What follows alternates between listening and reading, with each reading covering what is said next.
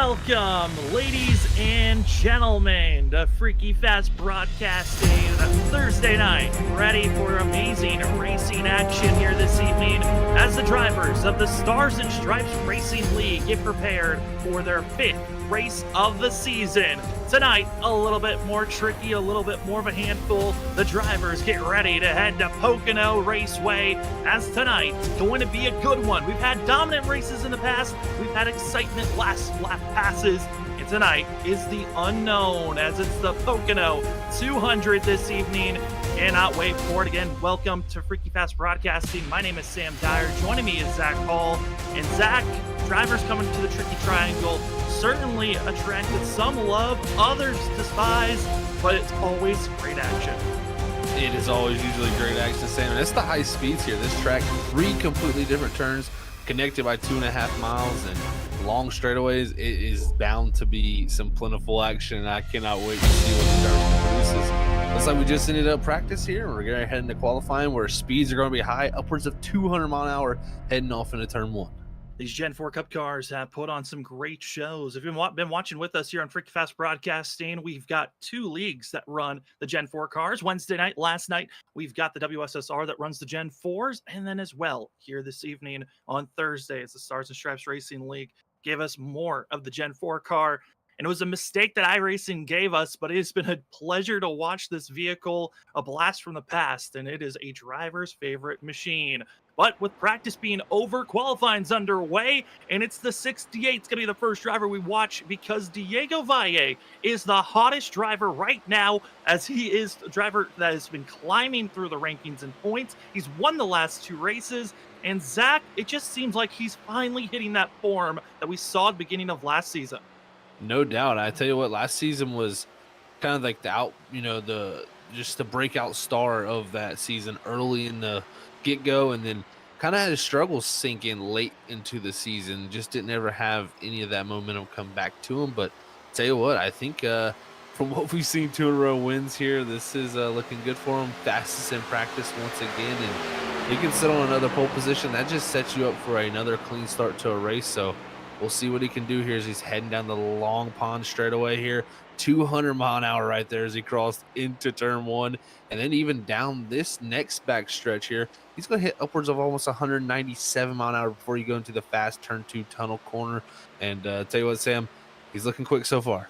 He certainly is trying to hit those markers, and drivers are going to be trying to figure out, is lap 1 the faster lap, or is it lap 2? There's just 3 corners that you're worrying about. There's no fourth one to worry, but that tunnel turn, you can see them slipping and sliding. The 68 on the limit, trying to go on the fast stretch. That's the shortest straightaway. It's from turn 2 to 3, but it looks like Diego Valle setting up. It's not a worry about that first lap. It looks like he's going to have to set up for the second, as he did not get that first lap officially timed in.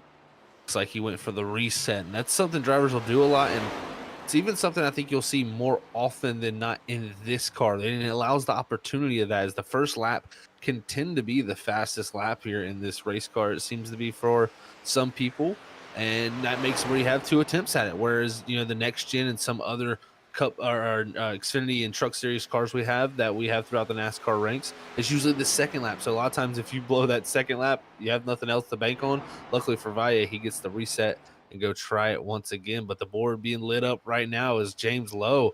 That's 99's been looking fast, but June White, as I say that, takes the top of the board. June White has been also on fire when you talk about getting the pole award. Got the first 2 races, was on pole for the 09, and hoping to get his 3rd of the season out of 5 races. Kyle McCoy, first lap in, going to be the 3rd fastest. McCoy, one of the former drivers to get to victory lane. It was back in season 4, but that was when they were in that of the Gen 6 vehicle. We're going to be seeing if the 7 can find a little bit of magic in a past Cup machine. Right now, Kyle McCoy, 3rd fastest, hoping for a little bit of extra speed on this second lap, and it looks to be, based off of James Lowe, that second lap may not be faster. It does not look to be that way, and I'm not surprised by it. This track usually tends to have, at least in the past, where I feel like we can pull a little bit of history from this car, is the high horsepower. This track's been known to really wear out the tires, especially because of the high speeds you carry on entry and just how much you have to decrease that speed with the low amounts of grips these cars have. So usually the second laps are not coming out to be the best. We'll see if McCoy can pick up on that second lap, and doesn't let the second lap's going to count there either, Sam. So not going to be able to put in a time there for a third one, but it's still sitting third on the board. But crazy to say, almost 3/10 off the pole time. Yeah, it's crazy. Like, we do not see that big of a difference, as it's going to be Joshua Robinson taking up to second. But the 6 of Chris Worrell was hoping for a better run from last on the drivers that set a time up to 10th, but push him down to 11th as Zach Kreitz has now cracked the top 10.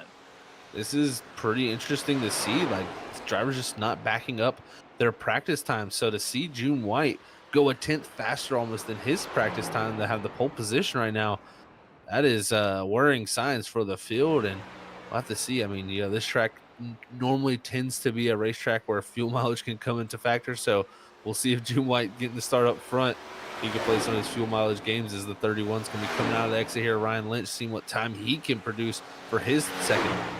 That cookout machine hoping to put a burner on the board, and it's going to be good enough for 12th for Ryan Lynch. June White's still the fastest driver out there on the board currently, but there's only 11 seconds left in qualifying. So if you're not coming out of turn 3 now, you're most likely not going to have a time counting. As we see Jason Gratton, only his first lap's going to count, and just popping up late, it's going to be Diego Valle. He just had 1 second left in qualifying, and that lap's going to count for the 68. Wow. That was as close as it can get for you, Sam. But I tell you what, he had multiple attempts at that lap, had some big moments, but great job to come in there clutch with the last few seconds. Well, the drama is starting to mount up just for qualifying. Practice and qualifying are now done. It's set, it's ready. It's the Pocono 200 about to get underway. And here's your qualifying results this evening. June White going to be top of the board for his 3rd pole of the season. Been faster in the short run, but can June White finally get that win? Thought he had it at Michigan, lost it to the person in 2nd. Diego Valle, the 2-time winner in the back-to-back races previously to tonight. 68's hoping for a 3rd. Joshua Robinson hoping to get onto the board in a win column this season, with James Lowe, one of the other hot rookies this season, in 4th. Tom McCoy, the 3-time champ, going to be in 5th position, with Scott Rickard in 6th. Trey Jackson in 7th. Kyle Bowling in 8th. 9th's going to be Derek Offerman, and finishing out our top 10 is Zach Kreitz. In the 11th position here is going to be the 18 of Brian Chu. Alongside him will be last season's champion Andrew Hess. 13th is going to go to Ryan Lynch with that last second time. 14th is going to go to the 6th of Chris Worrell. 15th position going to be held by Brandon Pierce. 16th is going to be the 25 of Nate Lynch. 17th, pretty far back here for Ross Tatum. 18th is going to go to Aaron Hill, with 19th being held by Brian Burchett. And rounding out the top 20 is Dylan Green. Then it's going to be that of Christian Loschin in 21st position in the 3. Then in 22nd position, it's going to be Jonathan Woods in the 14. In 23rd, it's Ryan Lynch in the 24 machine. 24th, Jason Gratton, who was not able to get that second time in. Joshua Altis showing up late, but able to make it to the race in 25th. Max Ward in 26th position. In 27th, it's George Kovacic, and the 2 drivers not able to put down the time qualifying. It's going to be James McRae and Adam Pettit. And Pettit, watch him practice. Watch out for this 49. He could be our biggest mover of the evening. He really could be. He showed a lot of speed and even had a good run last week at Dover. So we'll see if he can continue some of that momentum. Starting far back here, but this track has plenty of space and opportunities to pass. We'll see what these Gen 4 cars can do, same as they get ready to roll off the grid. They're about to get rolling and ready to take off. And as this grouping is ready to get rolling, it gives us time to talk about what tonight's race is going to be like. Tonight's Pocono 200, 80 laps in total, no stage breaks, no fast repairs, and only 3 sets of tires in pit road to work with. And Zach, those tires could be crucial, because we were trying to talk about and figure out when drivers are going to come into pit road and trying to find those strategies that could be the winning one. Tires could be a factor as well. Tires very well could be a factor with the limited sets they have here. 3 is not that many, and you are going to have a guaranteed of 2 pit stops here tonight. So that's going to be probably 2 sets of tires you're going to change guaranteed. So you have 1 extra set to play with there in pit road. So lots of decisions going to be made coming around with the strategy. If this race goes from flag to flag and it stays green here, where we get no cautions to bring us to an intermission here, then I'm looking at the strategy where these drivers are going to need to go at least 27 laps on fuel, and that, looking at the data, is right on the edge of the window. So drivers are going to have to stretch the fuel almost probably to the complete end of it. It can get dangerous, especially when you're at a 2.5-mile racetrack like this. We'll have to see how they do this, Sam. Excited to see how well they're going to be able to hold off, but it's the teammates up front of June White, Diego Valle, hoping for a solid run. They have been the two best drivers at saving fuel to stretch it out and be in the best position to win these races at the end of the night.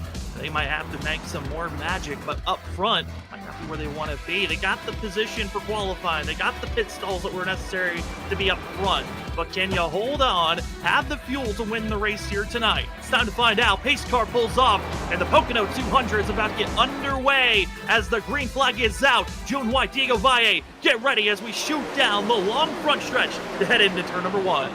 Great start from the outside line from Valle, as it looks like White's going to just have to drop in the second here already in the 1. So Valle starting off where he left, back to the lead. Back to the lead position and wanting to dominate once again as the drivers go through 1 and 2. Cannot go 3 wide until they exit the corner. And here we go. Who's going to be staying in line? Who's willing to bounce the outside? And it looks like the outside lane, the more preferred spot as they go through the long pond straightaway into the tunnel turn of turn number 2. 3 very distinct different corners. And it's Diego Valle looking strong up front, but June White with a run and thought about poking it to the inside.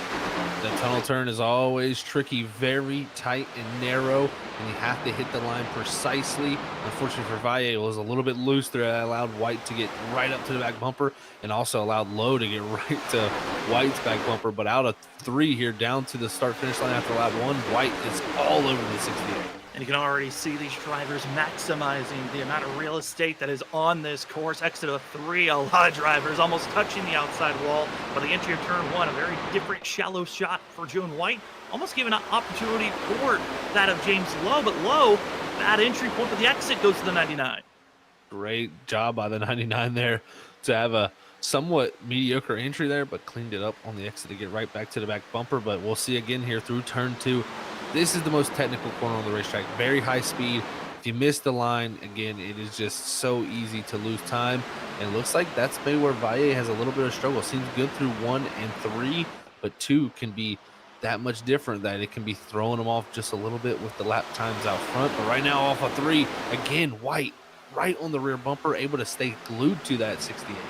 And for June White, known as being really the tactician of saving fuel at the end of last season, Zone 9 was kind of shocking every possible driver when you thought about fuel mileage and how long you push a car, was pushing it out 2 to 3 miles further than other drivers could. This 09, that could be the key of being able to win here tonight. I think it very well could be that, Sam, for sure. And I mean, maybe even a little trick to the trade here is just sit on pole position, let your teammate get out to the lead, and sit behind him and conserve some fuel. But right there through turn 2, a little bit off the groove, and lost some time to his teammate Valle. So we'll see how much fuel saving they actually have to do.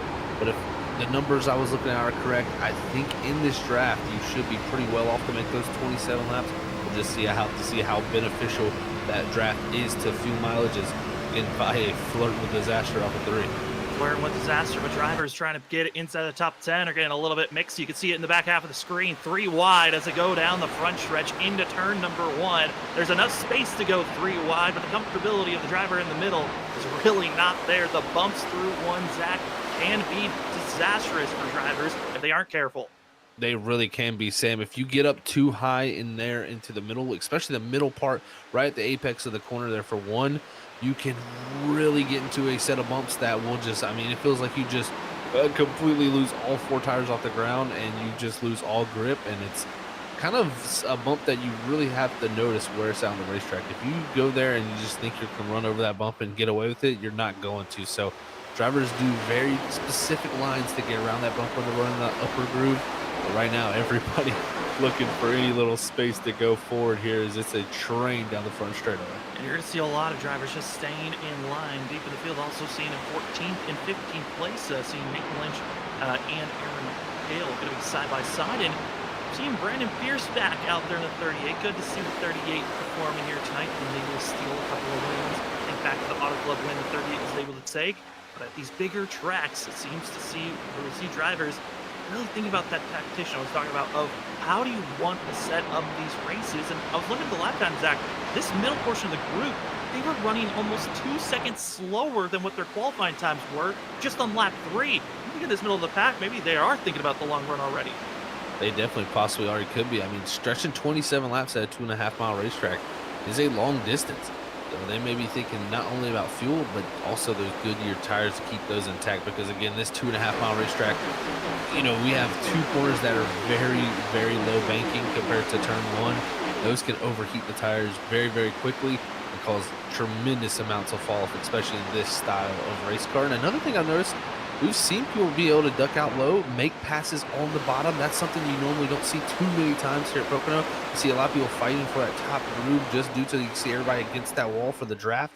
But the draft not being that powerful in this Gen 4 Cup Series car, you can actually work that inside pretty well to get past somebody. And even the side drafting not being as powerful as we see in the next Gen Series cars, when you get side by side, you really don't slow down. So it's been being able to make passes that normally we've seen in other cars be much more hard. Yeah, it's a pleasure to watch these drivers. More of how are you going to be with your tires than it is about how's the aero game play between one another. Hopping on board the 21 of Ross Tate, I'm back in 21st position. Odd to see Ross this far back. Won the first two races, still the leader in points, but Ross is being so far back. It's such an odd sight to see. This 21 is trying to get himself a championship as he's already set into the playoffs. It's a tough, start here for him, definitely. Not the greatest qualifying there in 17th. Already lost 4 spots, but this could be a little method to his madness here. I really think that Ross is thinking long picture here, and he wants to have the easiest way to march through the field. And personally, if you just let these guys go out here and burn their stuff up, he should be able to gain some spots here as we go on. But it's just one of those things. How much time do you want to give up to be able to gain back at the end? As driver is behind this 21 machine, starting to make some moves, as well as up front, seeing this pass for third place. June White, the 09, has given up some positions, but has also had some contact with the outside wall. Hasn't been big enough to see it visually on the right side. The exit of turn 3, he has brushed the wall a couple of times, and I'm curious, Zach, how many times can he hit that wall before it is going to become critical? Yeah, that's very, very true, Sam. And also running a very interesting line through 1 and 2 right there. I mean, very high on entry. I mean, he was up in the third groove, and that right there will make you miss the bump. So I think that worked well for him, but still not maybe the car to his liking right now, as he's looking to be struggling just a little bit as this run continues on, as Ricker's putting the pressure on. And yeah, that those contacts that you make to the wall, yes, you can get away with them, but not too many times. If after a few times you're going to weaken the side of your race car, and it's just going to collapse on you and be much more detrimental to your handling. As again, it just seems like off of 3 with all that horsepower, they're all just flirting with disaster at the right rear. And they were already doing it on the exit just lap 1, let alone it being 9 laps into this race. The tires already feeling the pain. The difference in time for these drivers from their fastest lap, the most recent lap the most of the field is put down, being close to almost a full second. It's around that of 8/10 so far for this field. And we usually talk about the tire differences when you're 10 laps into a run to 15 laps into a run. Right now, these drivers are already feeling that difference just 9 laps in. I mean, it's really showing right here for sure with the visual of just what we see. And usually the visual of what we see on the outside is not as bad as what their hands are actually doing. Usually it's a lot more aggressive on the wheel as they're going to be coming off 3 again. And this is a common syndrome that personally from past racing with high horsepower race cars at this Pocono Raceway, I've seen this be really the trickiest spot on the racetrack is the exit of 3, and where you set up most of your passes is the exit of 3, because you head down the longest straightaway in all of NASCAR. So when you have straightaways, those are the best places to make passes. And if you can set it up off of 3 where it's already a little bit loose and just be that much better than people, you can make something very easily out of a pass. And our top 6, see them on screen. They are gapping themselves from the rest of the field and just trying to pull away, maybe thinking about turning this race into just a 3-stop and hoping that's the strategy. Just have a big enough gap and have the fresher tires for a shorter amount of time. You can just catch up and you won't have to worry about the drivers that are saving fuel, as see the 3-time champ trying to get by Joshua Robinson in the 30 machine, as well as seeing the drivers drift away. But let's get a chance of what it's actually like in the cockpit of these drivers, and right on board with the 7 of Kyle McCoy. A driver, again, who I said won this race and back in season 4, and hoping to get into victory lane one more time. Zach, into turn 1, let's take a ride around Pocono. Here we go. 200-mile-an-hour, of course, off in the one. You're going to get right to that yellow line. I like this line from McCoy. This is going to come out of the hill over here on the crest of turn one and down the second longest straightaway of this racetrack. It's still very, very long and a great place to make passes as you head down to probably the tricky spot of the racetrack, and that's turn two. Look how fast, narrow, and bumpy the groove is. You got to be very, very precise there with the wheel and also your movement of the throttle. As you can even see that battle for the lead starting to heat up ahead of them, with Lowe making a pass up ahead. But in the three, the flat corner based off the Milwaukee Mile, now about putting the power down and carrying that speed down the longest straightaway in NASCAR. Working the wheel down the longest stretch of this track, and it feels like an eternity across the line, but you still have so much ground to cover before you even enter turn number one. You see those little yellow orange cones on the right. It's just some break points that the drivers are looking for, kind of indicating when you're coming into the corner. But Zach, how much are those cones actually helping the drivers, and are they at every corner? A ton, actually. We as drivers can use anything as a reference. I know some tracks, you will have a track where you just go based off of feel, the sound of the engine, and just certain little critical elements to help you. But I will tell you, at Pocono, there's lots of little things on the fences, such as cones, traffic lights, markings on that wall that you can use to utilize to say, hey, I brake just past this point, I brake right here, I lit. It's really a visual reference for all these drivers, and it's kind of crazy how you take almost a scrapbook pictures in your head and use those to help you put together a whole lap. Here is now Gene White. He's going to look to the inside of his teammate Valle here, who seems to be struggling a little bit as this run goes on. Struggling, or finally recognizing I was leading too much and now just letting drivers go on by. Could be the factor of pushing as aggressively as the 68 was to try to build up the gap, but it might be a little bit of a switch up of needing to save fuel to make it again to that number we were thinking about of lap 27. The teammates right on top of one another through the straightaway, backing off, giving each other plenty of space through the corners, and the gamemanship certainly is there as the 05 gets to the outside wall at the exit of turn two. Oh man, Scott Rickard right into the outside wall, and a huge loss of momentum. I don't think too much damage. He got into the wall pretty hard there, but it's not bad. I'm looking at the right side of his car. He should be just all good, just scuffed up, as he's going to be able to stay in tow with this top six in line. But I think you might be right about Valle there, Sam. He dropped back at Dover after leading the first opening laps and then really started to come back through later in the run. So I think it could be a similar case of, maybe filling out here in the mid part. Well, then we fall back to a group that's being led by Zach Kreitz. This is back in 10th position with Brian Chu in 11th. Great run for the 18 machine. And a driver I'm kind of surprised as deep in the field that he is, Chris Worrell, trying to find that extra speed. The first, I would say, 3 races of the season. This 6 looks like a major threat to get into victory lane. And now a driver that's trying to work his way forward to crack the top 10. Trying to work his way forward for sure here, Sam. And he's had a really, really strong season so far with a lot of speed, and I think he can continue to work his way forward here, no doubt, with just what he's shown throughout the season. He's just got to be methodical like he's been throughout majority of it, and he should be right in the mix. The only problem is how much time he has lost. He's about 5 seconds back from the leader, and that's a tough thing to make up if this race does stay green. But we are seeing again this group. They decided to give up almost seconds of time in the first 3 laps, trying to save the early fuel for themselves. And also behind the 38 yellow machine, that's going to be our last season champion. Going to be seeing 54 of Andrew Hess trying to make his way forward. Hasn't been the start of a season after winning a championship last season for himself, but a completely different vehicle is that of Andrew Hess working compared to last season. Now that it's shape of the cars are similar to last season, as it was the ARCA car to the Gen 4 machine, but the engine package is so different from last season to this season. Oh, so different. It is, similar bodies. They all look the same. If you put them on the racetrack at the same time, you'd be like, there's no difference. But there is a huge difference there with this race car. They've even made slight tweaks to the aero also with iRacing here. So a mistake has turned into something beautiful. Man, it's made this great racing that we're getting to watch here is Jason Carratton trying to take over that 15th position from Brian Chu on the inside here down in turn number 1. It looks like you'll have a good shot here, but a great run from the top. And that's one thing I've noticed. This top side through 1 has been getting some great launches.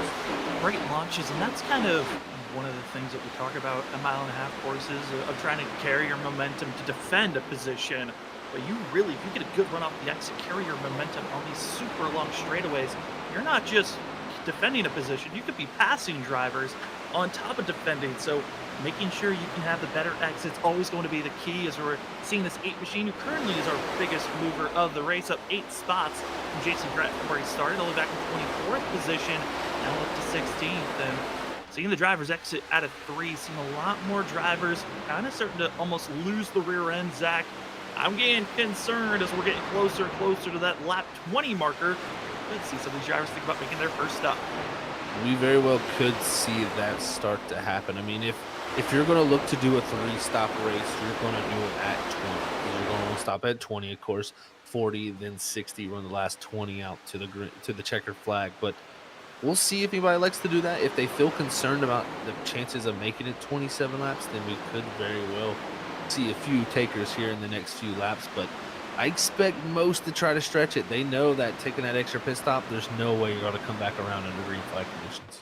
No, it's going to be very difficult, as got a pack of drivers trying to march their way forward for a quick second. But this is the lead pack group of going to be 6 drivers. Can't get away from one another. Starting to split away is James Lowe, as this incredible battle back and forth between the teammates, and Joshua Robinson showing off the 30. Trying to find any way to get by the 09 and the 68. But we talked about how the draft isn't as big of a factor as in the other vehicles, but still showing that it can be a factor if you're not able to get the better run than the other two. Drop on board of the 30 on top, and get a sense of what it's like going through the tunnel turn once again. Through the tunnel turn here, right over the reason they call it the tunnel turn is because there's a tunnel underneath it, and that creates a huge bump on the middle of the corner. So what makes it super tough here is now, again, Robinson will look to the inside of June White. Is a little deep into 3 there, as he's going to have to back out of it, and White up the racetrack. Don't think Robinson's going to have enough of a run here to be able to get back up into that outside line. Looks like Kyle McCoy will be able to get to that quarter panel and see if he can pull alongside. But it looks like White playing with the draft here, trying to make these drivers stay side by side. Trying to keep them side by side as Kyle McCoy really sends it on the entry at turn 1, trying to carry the momentum on the outside, setting up the pass on the 30 machine. The 7 with the aggression, but too much, brushing the outside wall, and all that momentum going to keep them still side by side with the 30 as they head down into turn number 2. Actually, 30 machine, because there was no draft, he loses the position. He does lose that position, and I tell you what, that 7, great launch off the top of 1, and again, we're seeing the outside of 1 be a factor. So cool to see once again this Gen 4 car bringing in a little bit of multi-groove action and allowing these drivers to move around and try to find the positioning they need to make that move on the driver ahead. But right now, Lowe doing a great job, but can Valle run him down? The lap before was quicker, and along with this lap, a couple hundreds quicker again. So the 68 might be turning on the pace once again.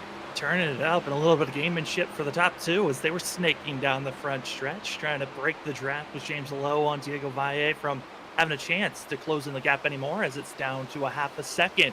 Lap 20 underway, and we haven't heard anything over the radio just yet of drivers deciding to come into pit road, but it could be the exit at 2 if anyone further on back could be given that radio call. The 99, James Lowe, trying to get his first win of the season, and this 99 has shown some great pace in the short run of making big moves in these first 4 races of the season. It's all about how do you keep that speed beat is as a factor at the end of the race, as Lowe is still trying to keep this lead off the exit of turn 3.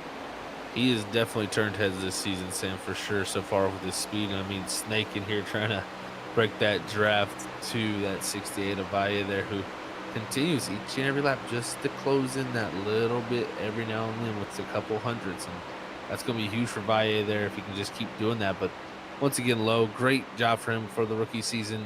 The win is probably right around the corner for him, along with Chris Worrell. I think those two have been outstanding rookies so far.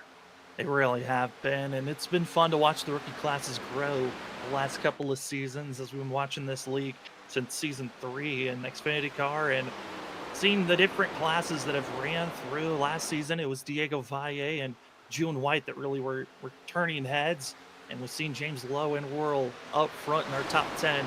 Just makes you more excited for the competition raising each and every week.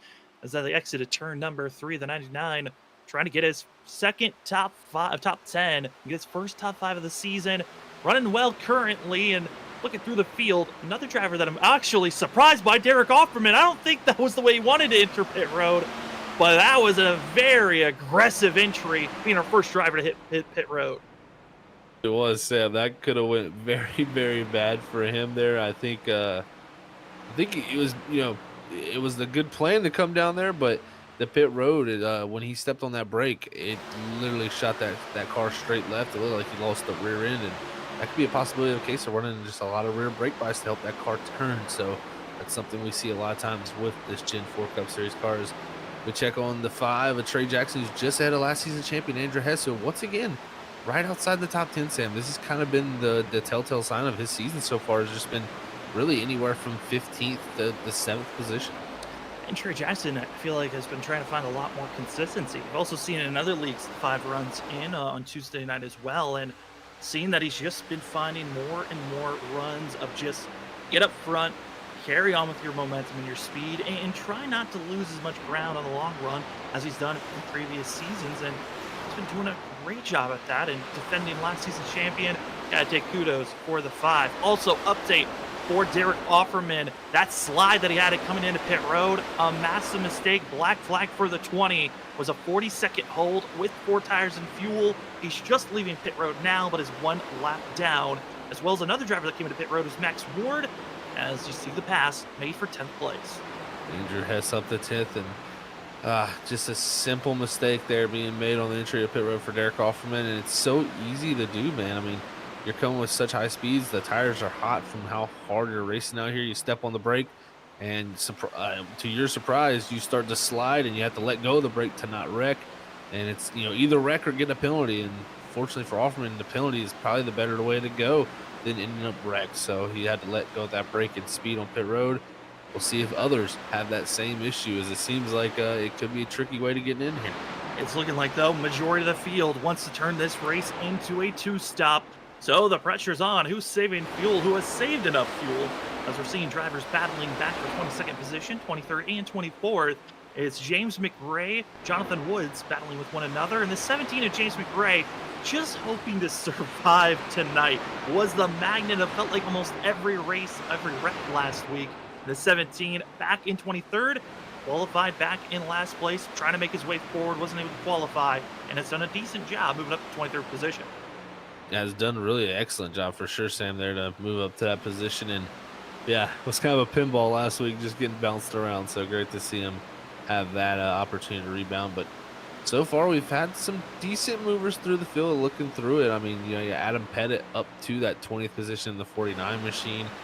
Jason Grattens, he's up to 12th from the 12 positions up, and even Pettit here trying to take another position. So showing these drivers are able to make some passes, and we thought this 49 would be able to, march his way through the field once again. It looks like that's seeming to be the case.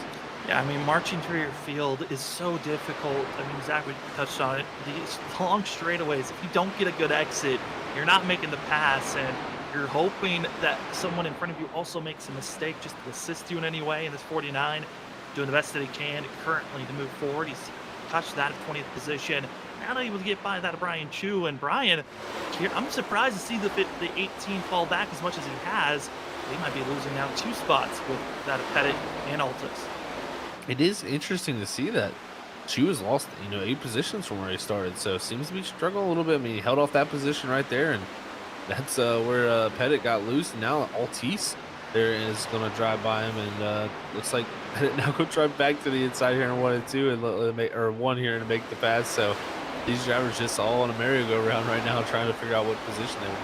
Figure out where you can salvage your position and not lose any more ground. It is the key for these drivers deeper in the field. But up front, the aggression from the teammates seems like they've saved enough fuel and it's time to take off. Diego Valle, June White have ran down James Lowe, as well as the timing clicking away. Zach, this is the lap that we were concerned about. Could they make it to 27? It's going to be seeing the 99, the 6, in the 09 into pit road, as Diego Valle is going to stretch it out for one more lap. Very, very interesting here to see him come down 26. I'm not surprised for Lowe, but for Valle, or sorry, for the 09 of June White there, I'm surprised for him because he was in the draft, and also the way he ran turn 3 there so high up the racetrack. I don't know if he was even expecting to come pit road, and that was maybe an audible call.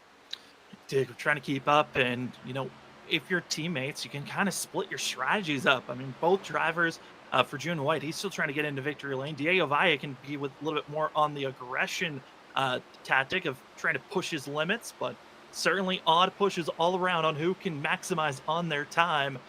And everyone on the radio screaming they're coming to pit road. So this is about to get crazy.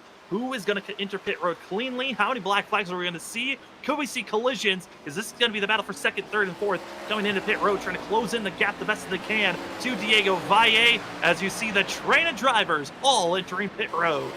Wow, look at this right here. This is a sight to see. All of these drivers are going to hit pit road here on lap 27. So, yeah, my fuel numbers, I guess, right on the money of making it 27 laps. And that tells me everybody, they're good to make the two-stop now. If they can stretch it another 27 one more time, they can make it 26 on the last. Now that puts the hands in low and also June White of having to do their last two runs in the 27 range due to them pitting here on lap 26. So looks like that was right in the range of where everybody wanted to pit it, but it looks like Kovacic and Burchett looking to stretch it one more. Brian Burchett started on pit road. The 33 is really trying to gutsy call. He's staying out, banking on a yellow. George Kovacic trying to stretch out his fuel an extra lap. And at this point, the 65, hoping that he doesn't run out of fuel, he is really trying to stretch this one out. Luckily, he was in the draft deeper in the field, able to save some fuel because of that draft help. And it looks like George Kovacic is going to make it to pit road. Brian Burchett, though, he had 0 draft help. I'm curious on the 33 is going to make it to pit road. I think he might be able to, as George Kovacic staying out for another lap.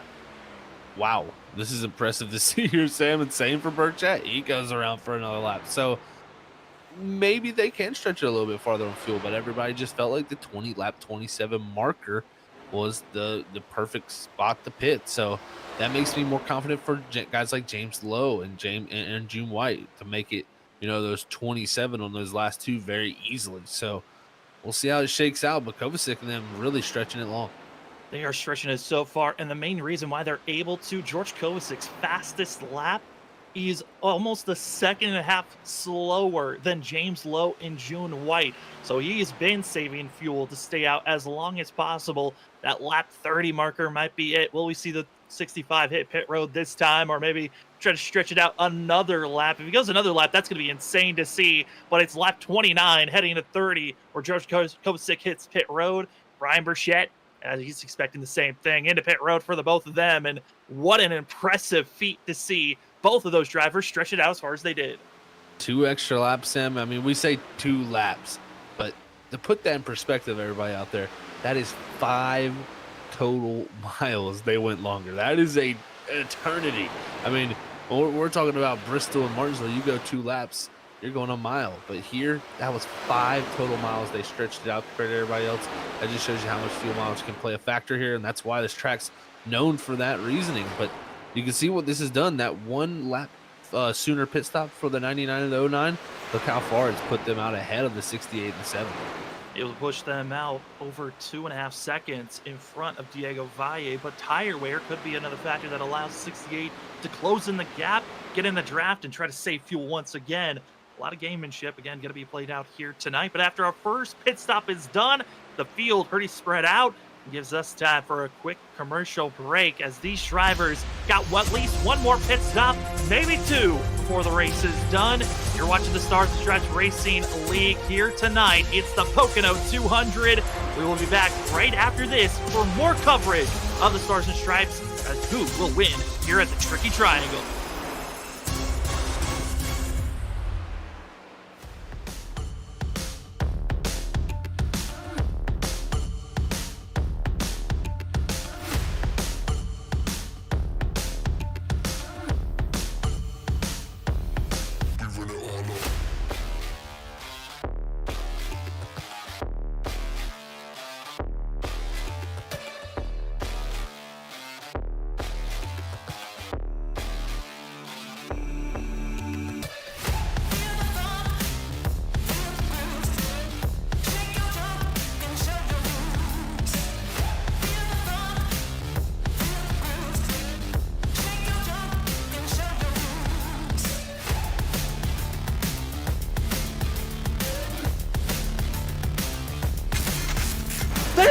5 wide behind for 5th.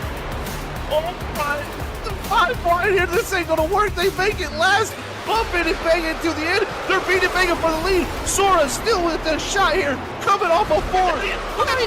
That's it. It's bottom line, here it comes. Oh no, Carter gets wrecked. It's gonna be that Nick Crawford. The 74 gets through somehow, and they just completely demolish one another. Turning, driving down low, drifting up, trying to be the stealer. Here he comes, Cedric Hunter. He does it. He steals it. But he somehow drove it into the corner to wreck it. Oh, they wrecked. They wrecked each other. The top two bounced into one another. Just too much of side drifting off of, and they got to be careful. Oh no, the 4 demolishes in the 28.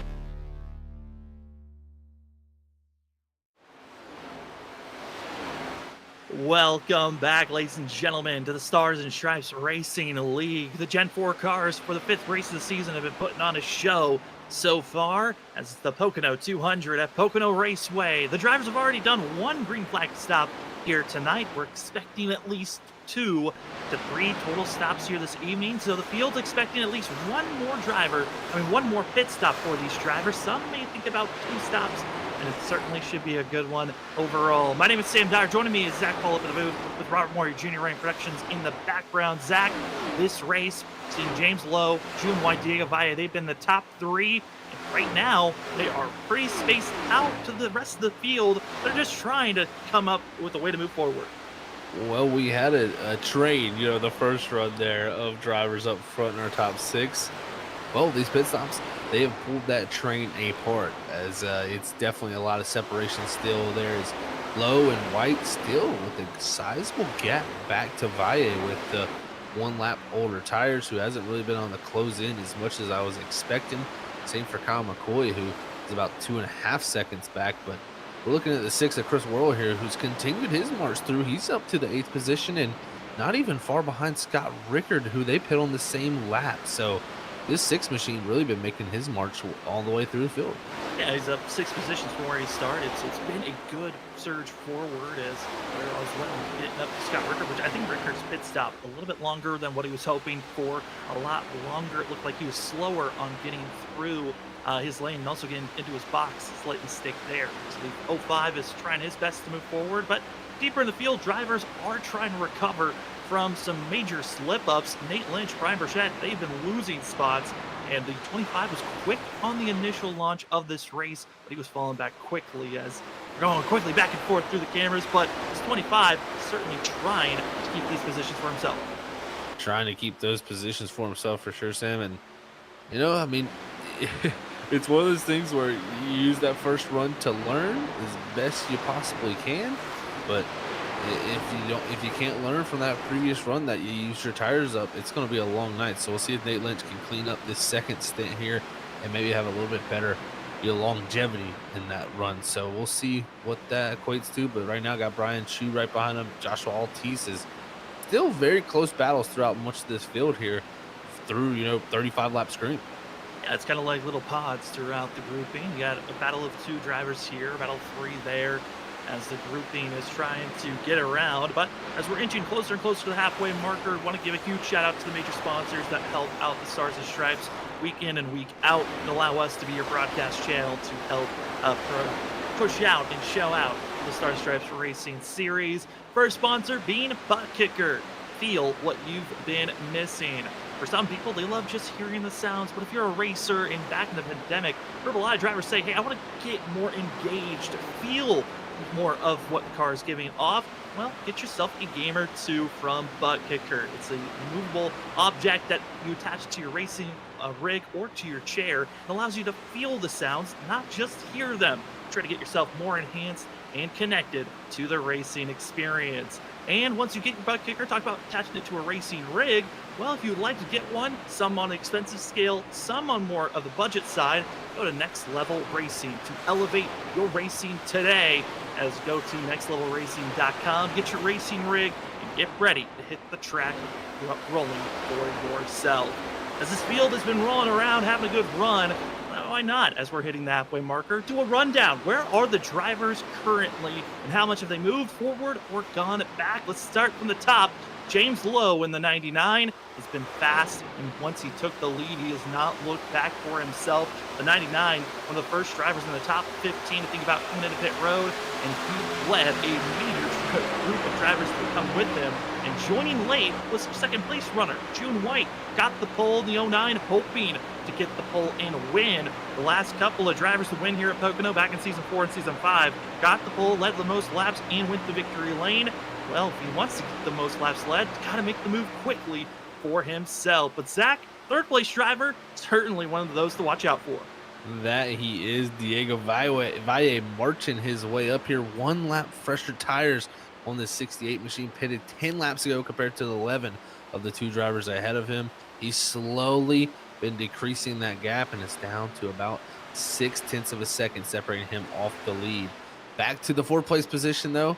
You got a champion here, and a multiple-time champion at that of Kyle McCoy. Is he's also on the same lap, 1 lap earlier, fresher tires than Valle. He's closing down the gap. It's about 1.5 seconds now. The leader James Lowe for Kyle McCoy, Sam, as we drop back to 5th here.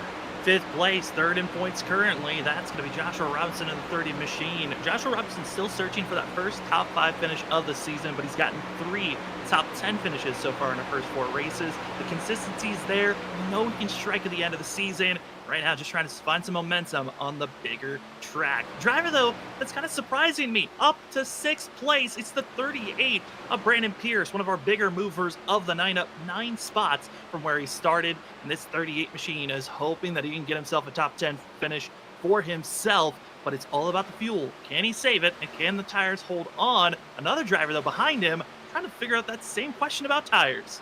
That he is. Had the tough time down pit road. Lost a ton of track really time to the drivers up ahead of him who he was battling with.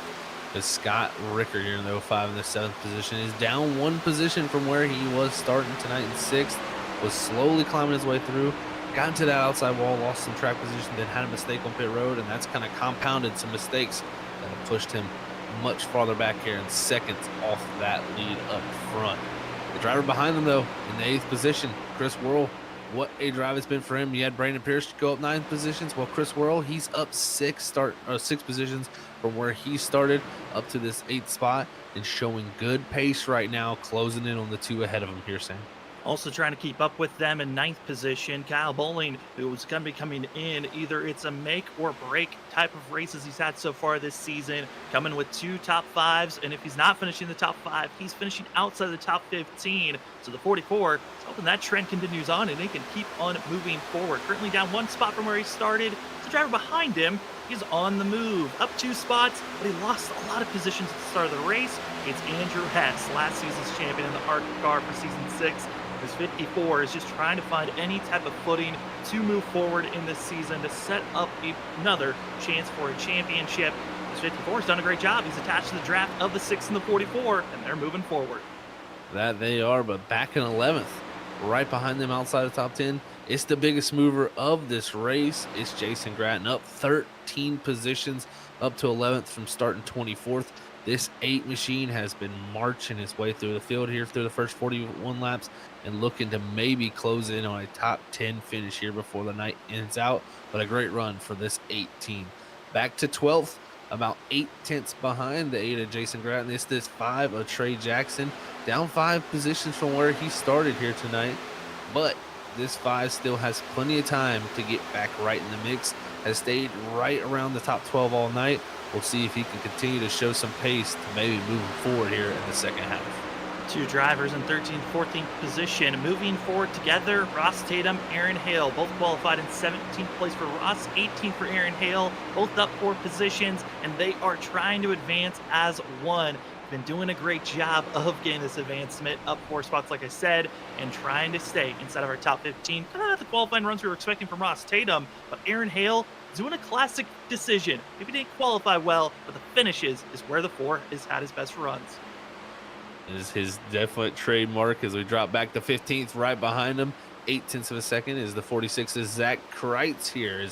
He had some big moments early in the race, was making up some spots, but has lost a few here in the second half of this race as he's down 5 positions from where he started in this 15th position. He's even got a thread of the driver behind him. It's the 23 of Dylan Grimm, who's continued his march up through the field here. This 23 trying to break into the top 15 and maybe get himself farther up and maybe catch a caution to try to go for something bigger here for the later in the race. And that 16th runner of Dylan Grimm, teammates with second and third place runners of Diego Valle and June White from that of going to be Grimm and Roberts Racing, as we're going to actually move up to the lead positions because our top 5 are all within 1.2 seconds of one another. The waiting game has now passed on and the train is back, Zach. The grouping up, the tire disadvantages and the advantages are showing, and it's Diego Valle who has gotten by his teammate.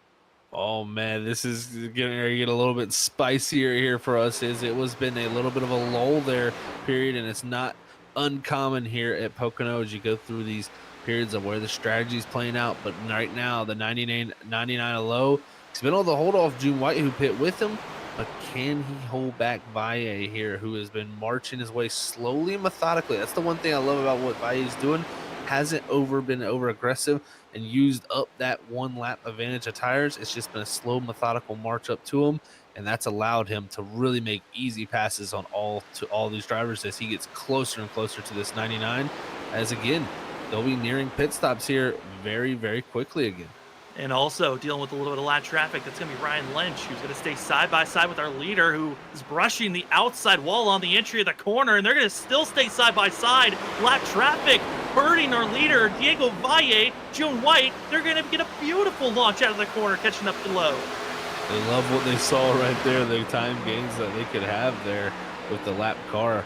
They're being just in the line right there when the 99 was going by, but the 99 still did somewhat of a favorable job of getting off of 3. So it didn't compound the lap car there getting in the way. It was more or less he kind of just made up for it with a good exit. So great job by him, but still Valle closing that gap down with his teammate June White right on the back bumper with Kyle McCoy and Robinson here still in the mix. This top 5, all these drivers within almost a second now. And for June White and also for James Lowe, again, they pitted a lap sooner than the rest of the drivers behind that are really, I'm surprised to see James Lowe and June White kind of pit as soon as they did. But they were leading this race for quite a while, putting the pressure on their fuel and not saving enough for an extra lap, where the rest of the field, they're in a much more comfortable zone to work with for the rest of this run. That they are. I think a lot of these drivers are, thinking that they're in a much better position right now than the 99 in that 09 up front who pitted that one lap earlier. We'll just have to see how it does end up working out. But right now, Robinson still looking to the inside of the 7, not able to get a run. But for that one lap, older tires, Lowe and White have hung on very, very well once they've gotten caught up. So this group here, all 5 of them within a shot to win this thing still. They certainly are. In the window they're looking for is lap 52 for Lowe and for White. They're going to hope that they can maybe push it a little bit further than lap 52. The other rest of the field, it's lap 54. That is going to be the window, expecting the rest of the field to hit pit road. For George Kovacic and Brian Burchett, who just sent it and were able to extend their laps to 28, 29, I'm still shocked on that number, Zach. I recognize that they were saving so much more fuel from the initial launch of the race, but that is still a kudos run for the 65 and 33 who I just want to give a little bit of credit on the fact that they were to stay out as long as they did. It's very impressive. And the one thing that could play out well for them, yes, they lost a ton of time by staying out those extra 2 laps compared to, a group of drivers ahead of them. But if it stays green here, we get to that next cycle, they could possibly stretch it almost another 4 laps farther than what some of these drivers could at that point. We could get a caution maybe to help them, but at the same time, this track's so long that usually you come out ahead of the leader, it wouldn't be too big of an issue, but at the same time, they'd have a less sets of tires used and have more choice there for them available. But right now, oh no! Contact! Gonna be tapped onto the inside, and Chris Whirl into the inside wall, and it was just a simple slide and try to save by Brandon Pierce, and a clip on the rear end of the 6 gets him looped into hard impact in the inside wall, and now our 6th machine that was looking to be on the move, Chris Whirl, he's gonna have to just salvage, stay out as long as he can until he needs to hit pit road. and then diagnose how much damage he's collected. Not required damage, but a decent amount on that left side. That left front definitely bent up pretty good and lost now back to 13th position. Here comes Dylan Grimm, who's continuing his march forward. It's looking good for the 23 here, who's all over the backs of the 6.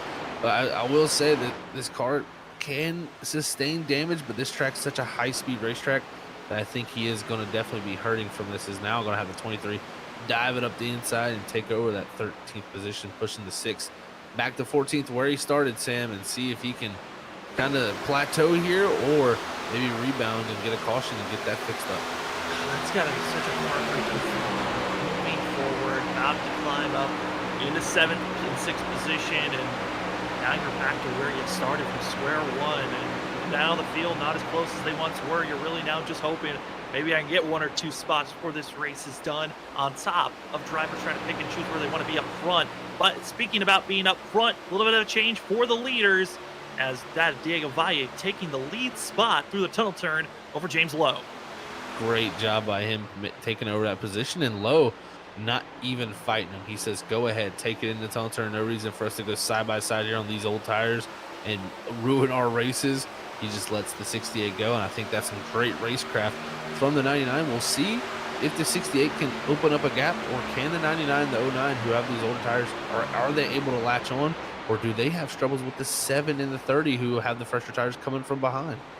And again, for James Lowe and for June White, because they pitted a lap sooner than the rest of the field, they're going to have to pit sooner. Their window is just around the corner when they're going to make this stop, while Diego Valle, Kyle McCoy, and also Joshua Robinson, they're going to aim. And for lap 54 is that number that's circled up. Can they get to the number? As June White gets into the outside wall, a slight scrape, checks everyone up behind the 68 machine.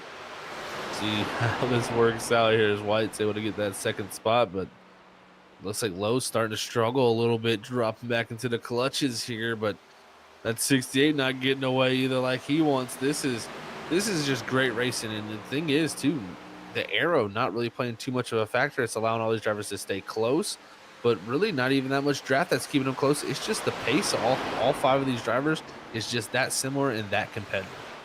Expecting at the end of the next lap should be when we start to see our second and third place drivers coming to pit road. Diego Valle, curious on what we're going to see from the 68. Can he stretch it any further after sitting behind as long as he was? The drivers that have already hit pit road, Derek Offerman as well as Max Ward, they've already made their second pit stop. They're in a 3-stop strategy compared to the rest of the field that are in a 2-stop mentality of trying to finish out this race. For June White and for that of James Lowe, I'm expecting they have to figure out a way to stretch it out for a lap 27 stint. What, twice you thought, Zach, that they need to push it out, if not at least once? Yeah, they're going to need to stretch it out at least twice here to 27. So they're going to have to go the full distance that the other drivers did. The group that pit there at that lap 27 on the first time by, if they go 27 this time, then they'll be 26 to the end of this race. It's very easily done so far from what we've seen. But for White and Lowe, they got decisions to be made. Will they pit the 1 lap sooner, or will they be able to stretch it to an extra lap to be able to come in with these guys? We'll just really have to see what they can do and what they elect to do. Because, I mean, so far, the 1 lap tire difference has not been a crazy amount drastic. I mean, they gained a bunch of time by pitting that 1 lap earlier, but it wasn't like they've lost a ton of time either here by having the older tires now. No, it's more of the tires were used to close in on the gap, and then it kind of plateaued from there as Lowe could not push it far enough. He hit his limit. It's 26 and 26. He's going to have to do a miracle run on this last stint to push the tires and fuel to the end of this race, while June White still out there. The 09, the miracle run is still there for himself. The 09 still in position to make it, but that number 99, he's going to have to stretch it 28 laps on the last run of this race. That is going to be difficult to do. It is not going to be an easy feat to pull off. We've seen Kovacic and Burchett do it, but can a leader up front do it? That's going to be the question, because how much more fuel are the leaders burning at the quicker rate they're going around this racetrack? Going to be very interesting to see. But will White hit pit road this time? Will Valle follow him down, or will McCoy and all the others that stayed out the 27 do something opposite? Is again White doing what he did there before, up high on the entry and turning down the racetrack. That's just how he likes entering pit road. Oh, and Joshua Robinson following suit with the 09 into pit road, and Kyle McCoy, Diego Valle, they're going to be staying out for that extra lap. The 30 must feel like he's a little bit quicker than the 7. And just hasn't been able to get by him. It's just been holding him up a little bit. So he feels like he needs to undercut and utilize this now. And I like this strategy call from Robinson. You see him stretch at 27 on the first run. From here, these two should be good to make it. Into pit road, staying out for an extra lap. Going to be a grouping of 12 drivers. And take that back, 13 drivers staying out. And hope that they're going to make it to the end of this race after this stop. It's going to be a much shorter run. Don't have to worry about saving fuel as much, but still thinking about their fuel run for how this stint's going to go. But will Diego Valle stretch it another lap? Will Kyle McCoy think about it? And based off that last run, they're going to have to come in this lap to minimize, and they are. Pit road, 68 and the 7. And Kyle McCoy, very aggressive on the entry. The 7's got to be careful on getting a black flag. That was about as close as you could possibly get without getting one, and he's clear. No black flags shown, and he gained a ton of time there on the entry of pit road. Great job by Kyle McCoy here. Now we'll see. Again, this giant group of drivers coming in after 27 laps. Can the difference in tires be enough for these two to drive back around for the lead here by the end of this race? Few drivers trying to push it out to 28 laps. That's going to be Dylan Grimm, Nate Lynch, and Joshua Altus staying out for that extra time. Other drivers that are still out on track, Brian Burchett, and George Kovacic still out there on track, but they are deep in the field and have already been passed by those that have made their second pit stop of the evening. So their strategy didn't work out as well as they wanted, but Kyle McCoy made the pass. No! Contact as they were getting back on track. The 7 made the pass under pit road, but it all backfires between himself and the 68. Oh, man, Sam. What a job by McCoy to get the positioning there, but hey, I think a little lapse of judgment there from the 68. Just thought the 7 was going to drive deeper into the corner when they came out, and McCoy checked up, and man, that right there in the middle of the sequence of pit stops, that is going to shake everything up. A bizarre moment, but these Gen 4 cars, the front bumper, rear bumper, they do not like being bumped and attached to one another at any point of the race. And you're going to see it here. Exiting pit road, the 7 is ahead of the 68. The 68, they have to stay close and narrow because they cannot afford to go past onto the track before this blue line they're coming up to. So they narrow up to one another to get back onto the track. And at this point, it's just a sliver. Any mistake could be costly, and you see it here. The 68 gets under the 7, contact, and they both go spinning, bringing out our first yellow of the day. Oh, man, that's going to be something Valle wishes he could take back. Just a simple mistake, simple, just probably just a judgment, just not thinking the 7 was going to slow up like that. I think the 7 was trying to think more about getting down the straightaway than kind of getting into the corner there, and man, oh man, they end up into the outside wall. But the one thing I will say, Sam, again, we talked about it with the damage mount with this car. If you can get it fixed up, it usually tends to be all right. They're just going to be in a very awkward position now once we see how all this plays out track position-wise. And this caution hurts drivers that were trying to stretch their fuel out but cannot afford to get to pit road because of the extra laps tacked on once the yellow comes out. And when pit road opens up, Nate Lynch just ran out of fuel coming to pit road. And Joshua Altus was in pit road when he came in, and he would be taking black flag as he holds in pit road. So a big shuffle of drivers, and this now makes things even more interesting if you're Brian Burchett and George Kovacic, because you're now going to get a fresh set of tires. The whole entire field's going to close in, and you're going to have now a 3-lap advantage over the rest of the field. This is where it's going to get very, very interesting with those opportunities available to those drivers. And we had some others take pit road. We saw Valle and McCoy spin. McCoy stays out. Valle comes down the pit road. I don't know if maybe just going to look to get the damage repaired because they should have one set of tires. Yes, again, just sitting on pit road if I can confirm for the 68 right now, folks. Not getting any any tires used up, but he's going to get some damage fixed on that car. But man, oh man, this has shifted it to James Lowe's hand, and this also makes it worse, easier for him to make the fuel mileage work. Make the fuel mileage work. And also an update on what happened to Joshua Altus. He actually ran out of fuel, had to take the tow. Same with Nate Lynch. They were not able to make it to the pit entry, and they're going to go multiple laps down because of taking the tow. That's going to hurt for two drivers that were hoping for a decent night overall. And also this helps out that of the 6 of Chris Worrell, Zach, because we saw him have the big slide after slight contact on the green flag run. Now he'll be back getting damage repair and back into the mix. But again, he's going to be so deep in the field, it's going to be tough to march that way forward. It's definitely going to be tough, but having that damage repair is going to give him a lot more opportunity available to him. So we'll see, limited time here. How much can he march himself back into position? But yeah, just a tough break. But at the same time, this break here is going to give him the opportunity to get that car fixed. So we'll see how it works out for the 6 and others who've got their damage repair. Same for him and Valle, who will have to restart 22nd and 23rd right now where they're sitting. Well, contact is going to be shifting how the drivers react moving forward, as the driver is going to get some fresh rubber. And it's really the driver in my mind to watch out for could be Brian Burchett. What is the 33 going to have? As he's going to have the best advantage on tires, starting back in 19th position. It's going to be a good cue. We saw that one lap allowed you to really close in on the gap of the drivers in front of you.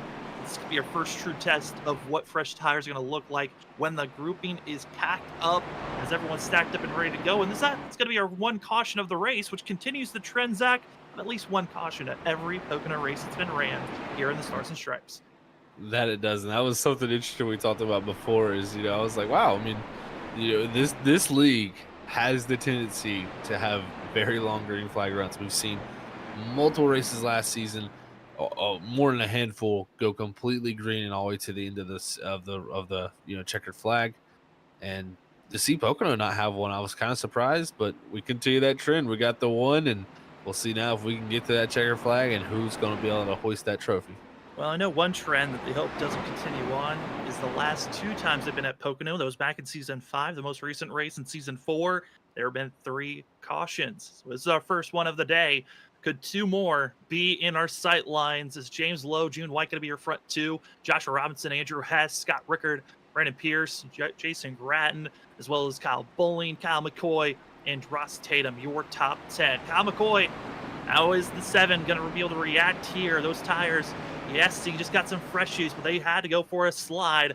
How are that much worn? Are they going to be down? James Lowe, oldest tires of anyone out there on track. What is the 99's defensive moves going to be here as the pace car pulls off? The Pocono 200 back underway as the 99 launches immediately to build up a gap over that of June White and Joshua Robinson. Great launch there from that 99 up to that lead position. And who we need to watch out for, I think, here is Andrew Hess and Scott Rickard. Those one lap fresher tires restarting right here in 4th and 5th right at the moment as they're going to come off of 1. It looks like Andrew Hess already going to be fighting for 3rd. So watch out for our defending series champion. This could be his time to strike. Last season, it was always talking about Andrew Hess, the tire run, the long distances. How could the long run work in the favor of the 54? Well, maybe it was luck needed for him to get into a top position and a chance to win here tonight. James Lowe, though, and June White trying to just pull away from the rest of the field. Really trying to open up the gap. We've seen them do it for a long time tonight. These guys opening up those gaps. We'll see if they can do it now with some different drivers in behind them. But can they get sidetracked also in racing each other? That is one thing you got to be very, very smart about with your racecraft as a driver, is don't get caught up in a race with only one driver. You got to think about also the ones behind you, because this car, you can quickly overheat the tires. That you certainly could, too. We're talking about Brian Burchett. What were we going to see from the 33? Well, he has gone backwards since the restart. Diego Valle has been on the move, charging up to 16th place. When we saw in the front stretch, it was a big cluster of drivers in the back half. 68 was thick in the mix there, but drivers that are trying to get the best runs that they can. Kyle McCoy, big slide, he's back to 9th, but this is where we find the 68 of Diego Valle, very deep in the field with Zach. He is working these tires to try to work his way through the field. And cannot forget, he had a major slide too. Both him and Kyle McCoy went for that spin after that wreck. and those tires are going to be hurt from that. So I think his thing right now is just use what he's got. He's got one extra set of tires left in the pit road. As it looks like the 6 of World there did get into the wall there and checked up everything, but keeps it straight as everybody scatters on the front straightaway. But back to that 68, personally looking at it for him, he just needs to go up here and try to get track position, because if he gets a caution and he saves his stuff, it's not going to matter. I think right now he's just going to try to get any little spot he can and just use the speed in that car. And with all the chaos, all the wrecks and drivers timing of when they came into pit road and not, Adam Pettit and James McAree going to be the two drivers that have been able to move up the best. 12th and 13th position for the both of them, up 17 spots for Pettit, and McAree up 15 spots. They are trying their best to continue moving forward. And Adam Pettit talked about watch out for this 49, because he was the 6th fastest driver during practice, wasn't able to qualify, and now almost to the top 10. Could be a factor for that top 10 position. He very well could, and that caution helped him a ton. That really allowed him to gain a lot of time to the drivers up ahead. And now he's going to be in position, a much better positioning here later in this race. He's trying to set up Aaron Hill coming out of turn 1 down the long backstretch here. Might have a chance to look to the inside before the tunnel turn, and this would be a good opportunity to pass, but looks like he's going to back out of that opportunity and wait to try to set it up somewhere else. Wait, be patient, hope for a mistake, or just gas it up on the outside of the tunnel turn of turn 2. And it wasn't the apex nor the turn that 49 was hoping for, but he's got to be careful, because that purple machine is on the move. It's Diego Valle, catches up to a group with no hesitation. He's already trying to take 2 spots with one corner. Look at the speed he's showing. Oh, he's no! the 17. Gets to the 17, pushes Zach Kreitz down to the end of the crowd, into the pit road entry. And there's our second caution of the day, the over-aggression mounting up to wipe out the back half of the field. That is definitely what happened there, Sam. Just a little bit over-aggressive and trying to make up for mistakes that was made earlier in the race and trying to get back into position. I mean, that's tough to see, especially from a driver who's coming off of 2 wins. You really don't need to be pushing that hard. You just need to slowly, methodically work your way through the field. That'll be the bumps and bruises that Diego Valle is going to have to learn to fix up that racecraft to maybe try to go for a championship later this season. There were around 6 vehicles, hard contact for most, and 5 with required damage. Nate Lynch, James McAree, Trey Jackson, Jonathan Woods, and Ryan Lynch. That Trey Jackson, massive contact there, gets into Trey Jackson and others, and the back half of the field really nowhere to go. Just a huge collision. And that was the second part. The first part seen that of McAree and the 68 and Ryan Lynch. You hate to see that type of a wreck. It just got completely out of hand there at the end. Drivers realizing, I mean, this is what Pocono turns into really here, Zach, of drivers trying everything they can to move forward. It really does. It looks like the 68 was trying to go forward without any thought of what was around them, and just unfortunately got tight, it looks like, or maybe even a push loose there, got up into the 17, and he makes it through. But the rest of them there, you can see, look at the hit for the 31 into the barrels of Ryan Lynch. Then the 5 drifting back up into traffic there with Nate Lynch, the heavy hit. I mean, just massive hits all around here. Even the 14 catching some of that as Jonathan Woods gets by. But, man, oh, man, just a aggressive move, tearing up some race cars. And, I mean, we heard from Diego last week in his winning interview and kind of that mental thought of, well, I've got wins. Now it's just trying to get those playoff bonus points. And, sometimes you could get into that mindset of, I'm going to be over aggressive because there's nothing that I'm going to lose, but you can lose respect from the drivers around you, as the over aggression hurts, but they're going to stack up. And with that long green flag run, this now puts the field in a curious spot of who's willing to take tires or not coming into pit road. That is for sure, Sam, and I think you're going to see a lot of them come down. We had some late takers and some others staying out, so interesting decisions being made all around, and it's very, very split right now. So we're going to have a mixed bag when it comes back here, and I think the drivers who stayed out might have made the right call because of all the different tire strategies, different paces here. We could see another yellow strike, and they could be in position to have the fresh tires on them. It looks to be top 8 drivers staying out. That's Andrew Hess, Joshua Robinson, Scott Rickard, Kyle Bowling, Jason Gratton, Ross Tatum, Aaron Hale, and Max Ward staying out on track. Max Ward, I believe, also took his final set on the last yellow. So the 56 is kind of trapped with whatever he has currently, but taking a risky gamble. A lot of the drivers, Zach, that came into pit road used their final set just taking 2 tires. Ooh, that's interesting calls being made by a few. Looks like that was Brian Chu, maybe Dylan Grimm, Brandon Pierce here taking 2, Sam. So interesting calls being made around there. I don't know if I would have been taking 2 if I had a full set left. Especially on the fact that we still have, it's going to be less than 15 laps to go. I mean, it makes sense if it were in a green-white checkered situation or maybe 4 laps to 3 laps to go. But with there being over 10 laps still to go and we go green, I would have taken a full set as well. From my standpoint, it just feels like it's too long of trying to trust that your tires are good enough to take you to the end. I'd have to agree with you there totally, and it's gonna make for an interesting restart. That's for sure here. I mean, it looks like Lowe's going to be in 10th. June White all the way back in 15th. Actually, I think White sped because he's dropping farther back. It's going to be a black flag for Nate Lynch, and issues, again, like you said, going to June White, falling back. Odd situation for these drivers. Got to be frustrating for them. Going to have to work his way all the way forward. And these drivers about to stack up, get ready for the 1 to go marker. And this race is now turned upside down. Who is going to win? Because all of our favorites have just gotten pushed to the middle or back half of the field. It really has been just flipped up on top on its head here. And we do not know how this is going to play out. This could go any way, personally. Now our past champion, Andrew Hess here from last season, back up front. And that's going to be a good feeling, Sam, for him, I think, because it's got to be a little bit downbeat when you come off a championship. You expect to come back out and get right back on track where you left. And it's really just not been that way. He's been caught up in a lot of tough situations where he's got caught out where he's just not qualified well and got caught in those bad spots. And right now, he's got a chance to get his first win of the season and maybe get that ball rolling the right way.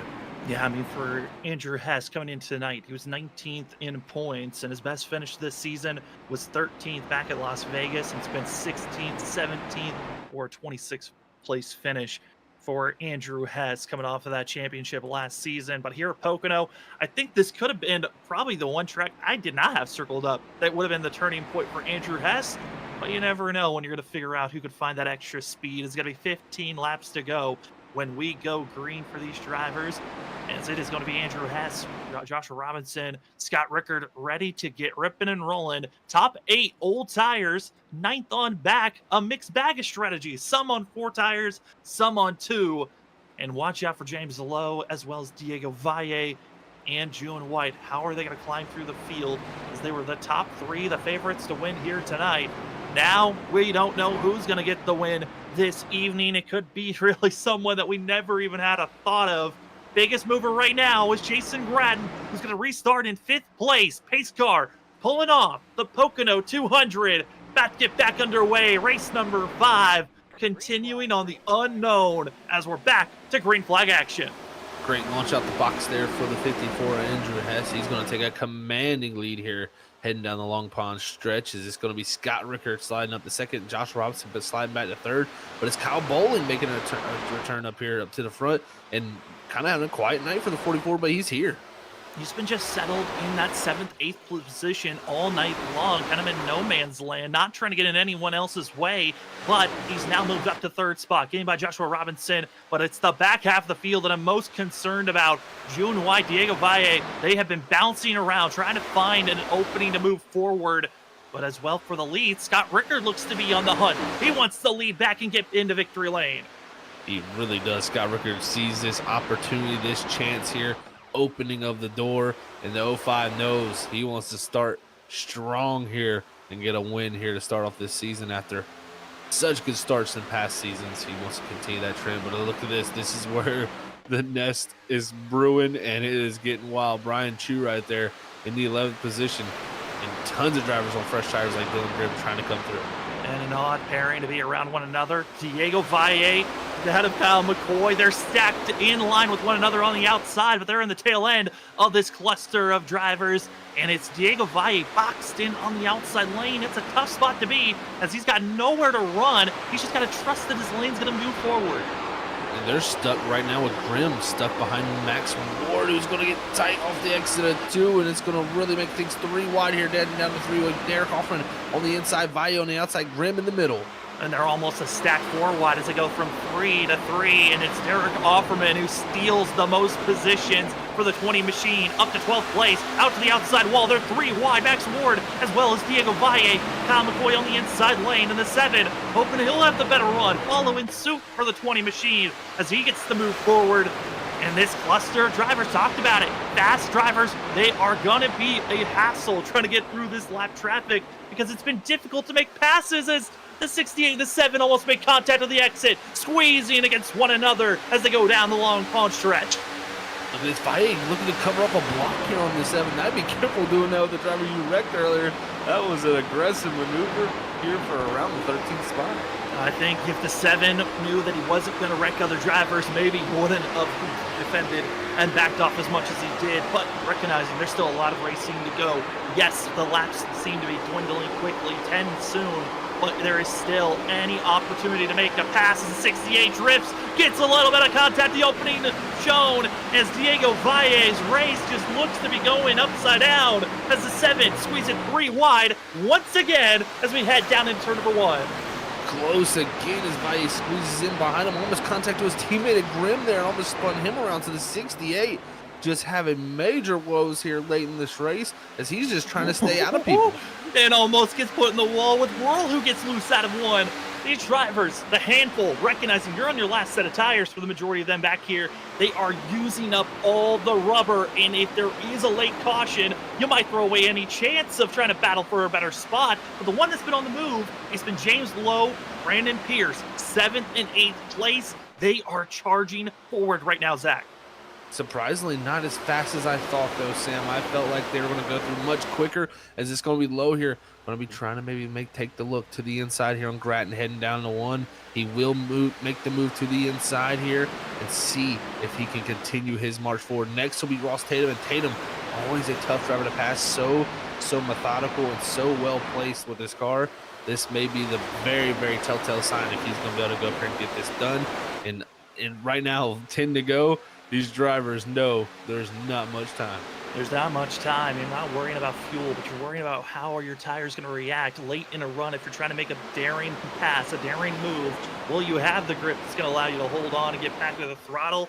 As the 2-tire strategy for Brandon Pierce, keeping him still close with James Lowe, might have been passed, but this is still a massive positive for the 68, who's just following in suit, allowing the 99 to be his spear going forward. But now it's all the work's on your foot. Wasn't able to keep up with the 99 as it's going to be the 8 of Jason Grattan split in the middle. Able to get the pass down on Grattan as the 99, but will he be able to continue the march through as now the 20 Offerman. He's trying to go and make positions also as he's going to look to the inside of the 49, but not be able to get it done as he passes Hell now off of 1. And they look to get the run here down the tunnel turn. Last lap, Kyle McCoy, fastest driver out there on track by 3/10 over our leader. And Kyle McCoy looks fast, but Derek Offerman, he's trying his best just to survive at this point. He's got Pettit as well as Chu in front. As they're slipping and sliding the tunnel turn, everyone's wheeling their way forward, and it doesn't matter what you have. It's all about keeping it off the wall, even if you're drifting your way forward. And for the lead, Scott Rickard has now gotten past last season's champion. Somehow Rickard has done it. I don't know exactly where he did get the position. Look, it was maybe out of the tunnel turn into 3, but will he be able to have enough to defend here? Because Andrew Hess, with a good run out of 3, has been able to stay very, very close. And right now, it's about 1 second back to James Lowe, who's still in the 6th position. And with 8 to go, Lowe has got to get going if he wants to have a shot at Rickard. He really does, and you talked about Ross Tatum, such a difficult driver to get by. Well, this is the best opportunity the 99's had to get by the 21. Great launch out of turn 1, through the long pond straightaway, one of the longest points of the racetrack, into the tunnel turn, and Ross Tatum gives the space, the 99, now up to 5th position, but it's the top 4. There's not as much space to make these quick passes. If you make a move, you better hope that there's a place you can slot yourself into. You're exactly right, Sam, for sure. That was a huge moment for Lowe, now into the top 5. He's got 4 more cars ahead, but they're wrecking farther back, Offerman around. Huge wreck, Derek Offerman, as well as others scattering off the exit at turn number 3. And just in a blink of an eye, drivers are scattering, and a quick yellow puts these drivers in a spot where some are going to have tires, others don't. Do you make the pit stop or not? Ooh, from what we've seen right there, not much time being gained by the drivers who just pit. I think you have to stay out now. I don't think you can come down to pit road because so many other drivers don't have a set of tires that there's going to be a lot that stay out. I think you're going to see pit road not be very busy at all here. But we get this instant replay queued up. Just a lot of aggression here. The 20 deep into the corner, and I think just misjudged it, washed up into the 49, and kind of turns himself across his nose. Just was trying to gas it up, wasn't able to. Aaron Hill, massive collision for himself. Other drivers able to scatter around the 20, and as well able to get by the 4, and just nowhere to go for themselves. And you see here from the force point of view, he's watching the battle lane, seeing them being 3 wide, thinks he's clear, but then gets just hooked, and around the 4 goes. Tough break there for Aaron Hill. Pretty much made it past it, but just got clipped by the 20. And that is just got to be a heartbreaker there because now major damage and just going to try to salvage whatever they can. But all from him, he's going to have required repair with that hit, and he's going to have to bring that car straight to pit road. Pit road for himself, but for the front runners, here is the game. Do you hit pit road? Scott Rickard, Andrew Hess, Kyle Bowling, and also Joshua Robinson stay out. They saw what you were seeing. Zach decided it was not the time coming to pit road. It's too late in the race. Too many positions are going to lose. But this does give an opportunity for Chris Whirl and others from 17th on back to come into pit road. So if we're going to see a late charger, it might come from that group. I like the call if you're that far back for sure. I think there no reason not to come to pit road if you got one set left. But these drivers up front, not surprised by the decision making. I think they knew if they made that call, there was not going to be enough time to get back to where they needed to win this race. So they're just going to try to run it out. And I think even this caution, this is a huge help. I mean, this cools the tires down for the guys out front on the old tires. And it takes green flag laps away from, most importantly, that 99 machine who's been charging his way through. So that is really a big helping hand towards them because the closer that 99 got, the more likely it got that he was going to win this race. Trying their best, and this might be one of our few times we're able to talk to one of our drivers out there on track. Let's talk to our leader on that decision of coming into pit road or not, as Scott Rickard gets himself ready to get out there on track. Let's cue him up and see where he's at mentally for this restart. 05, Scott Rickard, it's Sam and Zach up at the booth. You got us? Yes, I do. Well, Scott, we saw you decide not to come into pit road there. What are you feeling on the track state with this being a very quick launch we're going to have with this field? Not sure. I'm just glad I'm the one that gets to control the restart instead of having to restart second in this one.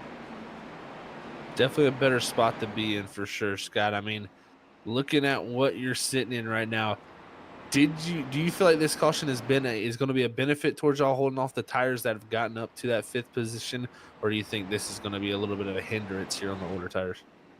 I think now that they have a cycle on their tires, but I think it'll I'm hoping it kind of evens out now, whatever they would have had for an advantage. I'm not even sure why they pit. We only went like 3 laps green before they pit. Yeah, I mean, it certainly is an interesting call on their part, Scott, but as we're stacked up, we're going to send you back to your team, and good luck on this restart. Thank you. As that will be the 05 of Scott Rickard, going to be our leader and control driver. Taking the inside here, Zach, I'm not surprised. It really isn't any, I think, positive or negative on where you start. The leader has been getting rocket launches on every restart so far.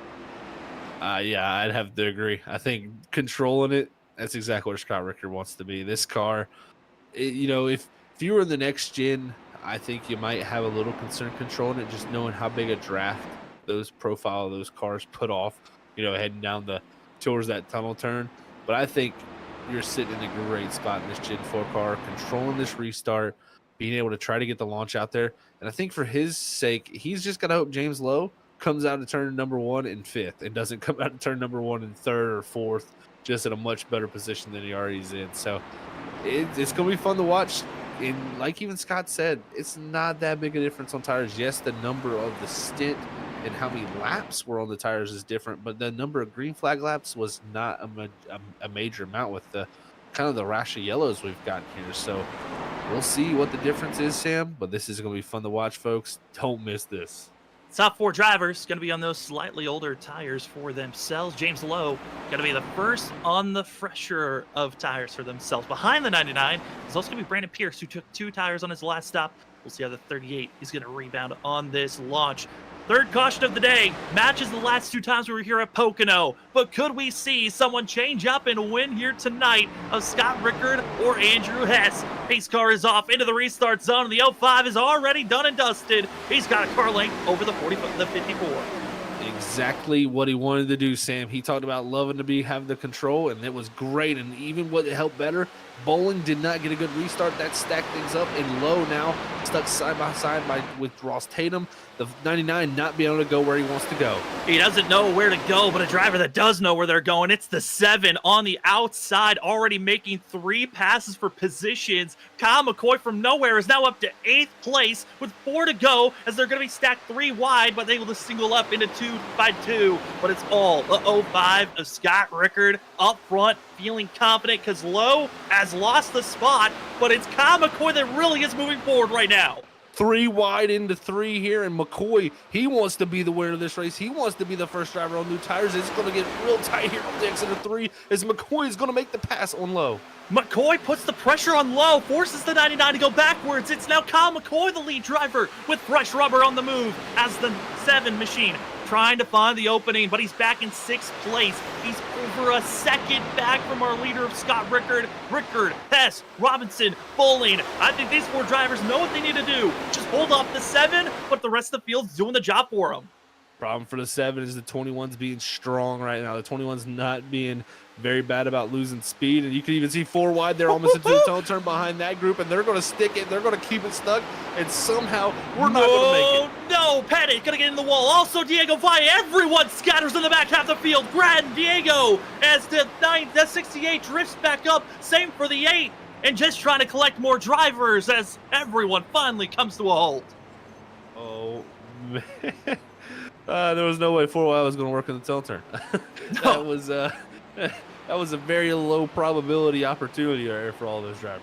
I think they were good until they hit the apex and they realized, oh wait, we have to drift up being 4 wide, and that's when the collision started to show up. And I think a lot more drivers didn't want to be involved with that. But Diego Valle, his race is officially done. Adding with him, as well as Trey Jackson, Derek Hoffman, who were already in pit road. But now you've got so many drivers that are so heavily damaged.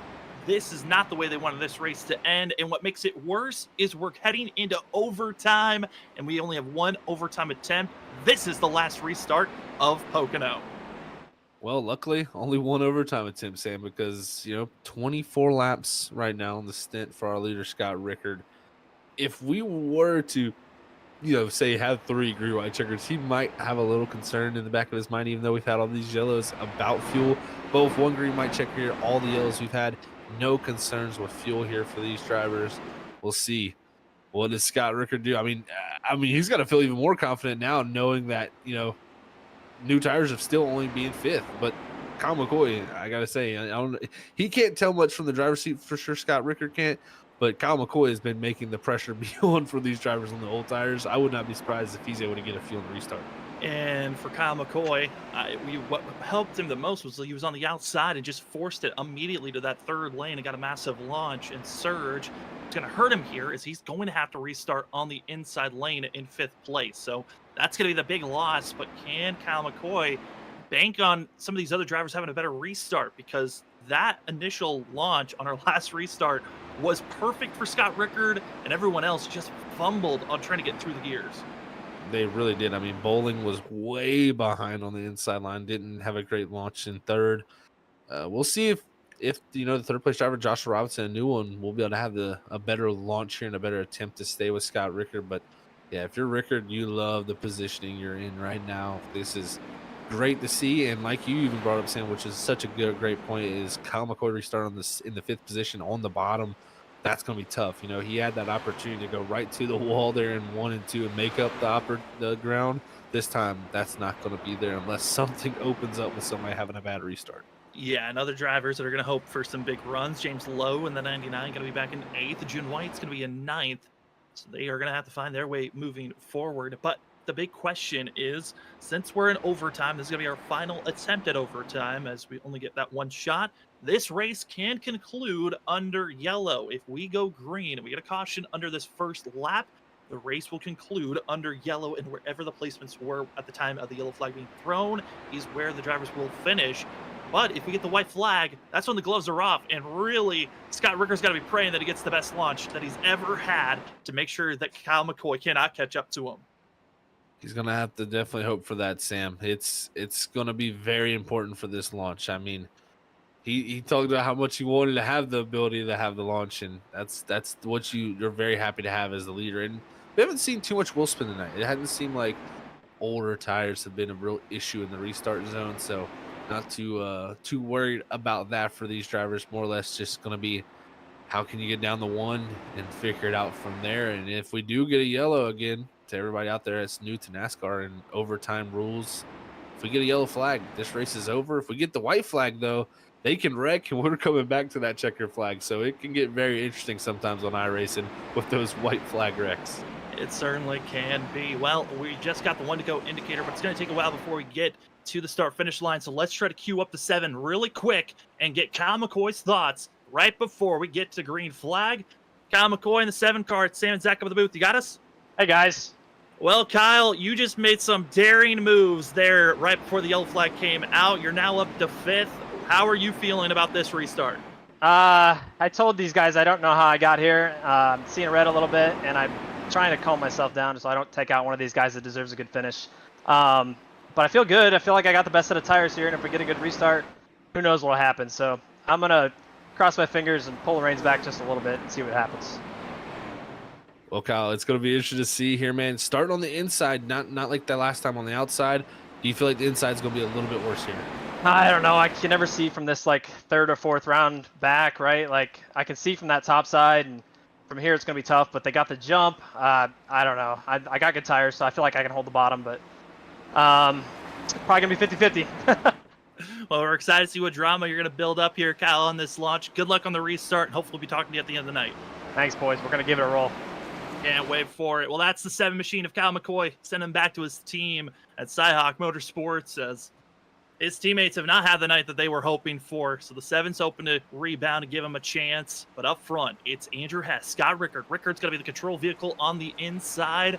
We're entering turn 3, the tricky triangle. There's only 3 corners these drivers have to deal with, the long straightaways, and we now have only 1 attempt left. This is the final restart of the night. Hopefully you've been enjoying the race as Pocono is about to deliver an incredible finish. The Pocono 200 pace car pulls in, and here we go into the restart zone. Already gone to go 5 of Scott Rickard. Rickard is feeling confident as he is moving forward, but it's everyone else behind. What moves are they going to make, and can we get to the white flag? Big restart for the 05, but the 7, not the greatest one. He's going to have the 99 low, racing hard with him in the 1 and 2. I think this is going to be Rickard's to lose. He just can't. It's got to be mistake-free, because right here everybody else is racing. Everyone's going to be side by side. Scott Rickard's going to duck all the way down low and trying to cut the draft, which actually is going to hurt him. Andrew Hess, Joshua Robinson, they get a massive launch out of turn number 1. They're closing in the gap on the 05, but it may be just not enough. So Kyle McCoy, fresh tires, they are stalling out in 5th place. It is down to the 54. Can Andrew Hess catch up to Scott Rickard, or does Rickard have another victory in hand? Exit of turn number 3, wanting the white flag as the drivers hit the front stretch. Everyone's piling and hoping to get the massive launch. Not able to do so. We get ourselves the freaky fast white flag. Scott Rickard in control down into 1. Here we go. Scott Rickard needs to hold it off, but it's 3 wide farther back. Ross Tatum is in the mix with James Lowe and Kyle McCoy on them fresher tires, but Scott Rickard has no worries because right now he's just focusing on the 54. Andrew Hess, he is closing the gap just a little bit more off the exit of turn number 1, but he's not close enough just yet to get to the quarter panel. He needs a perfect tunnel turn for the 54 machine. Down into turn number 2, backs it up, hoping for the better run out of the corner. Scott Rickard has to back off just a little bit. One more chance as they go down the short chute. Down into turn number 3, Scott Rickard, the gap is just by 1/10. The final chance, turn 3, the last corner. Andrew Hess needs a perfect exit if he's going to have a chance for the win, but he's not not close enough. Scott Rickard built the gap, kept the gap. The 05 back into victory lane. What a job by Scott Rickard here.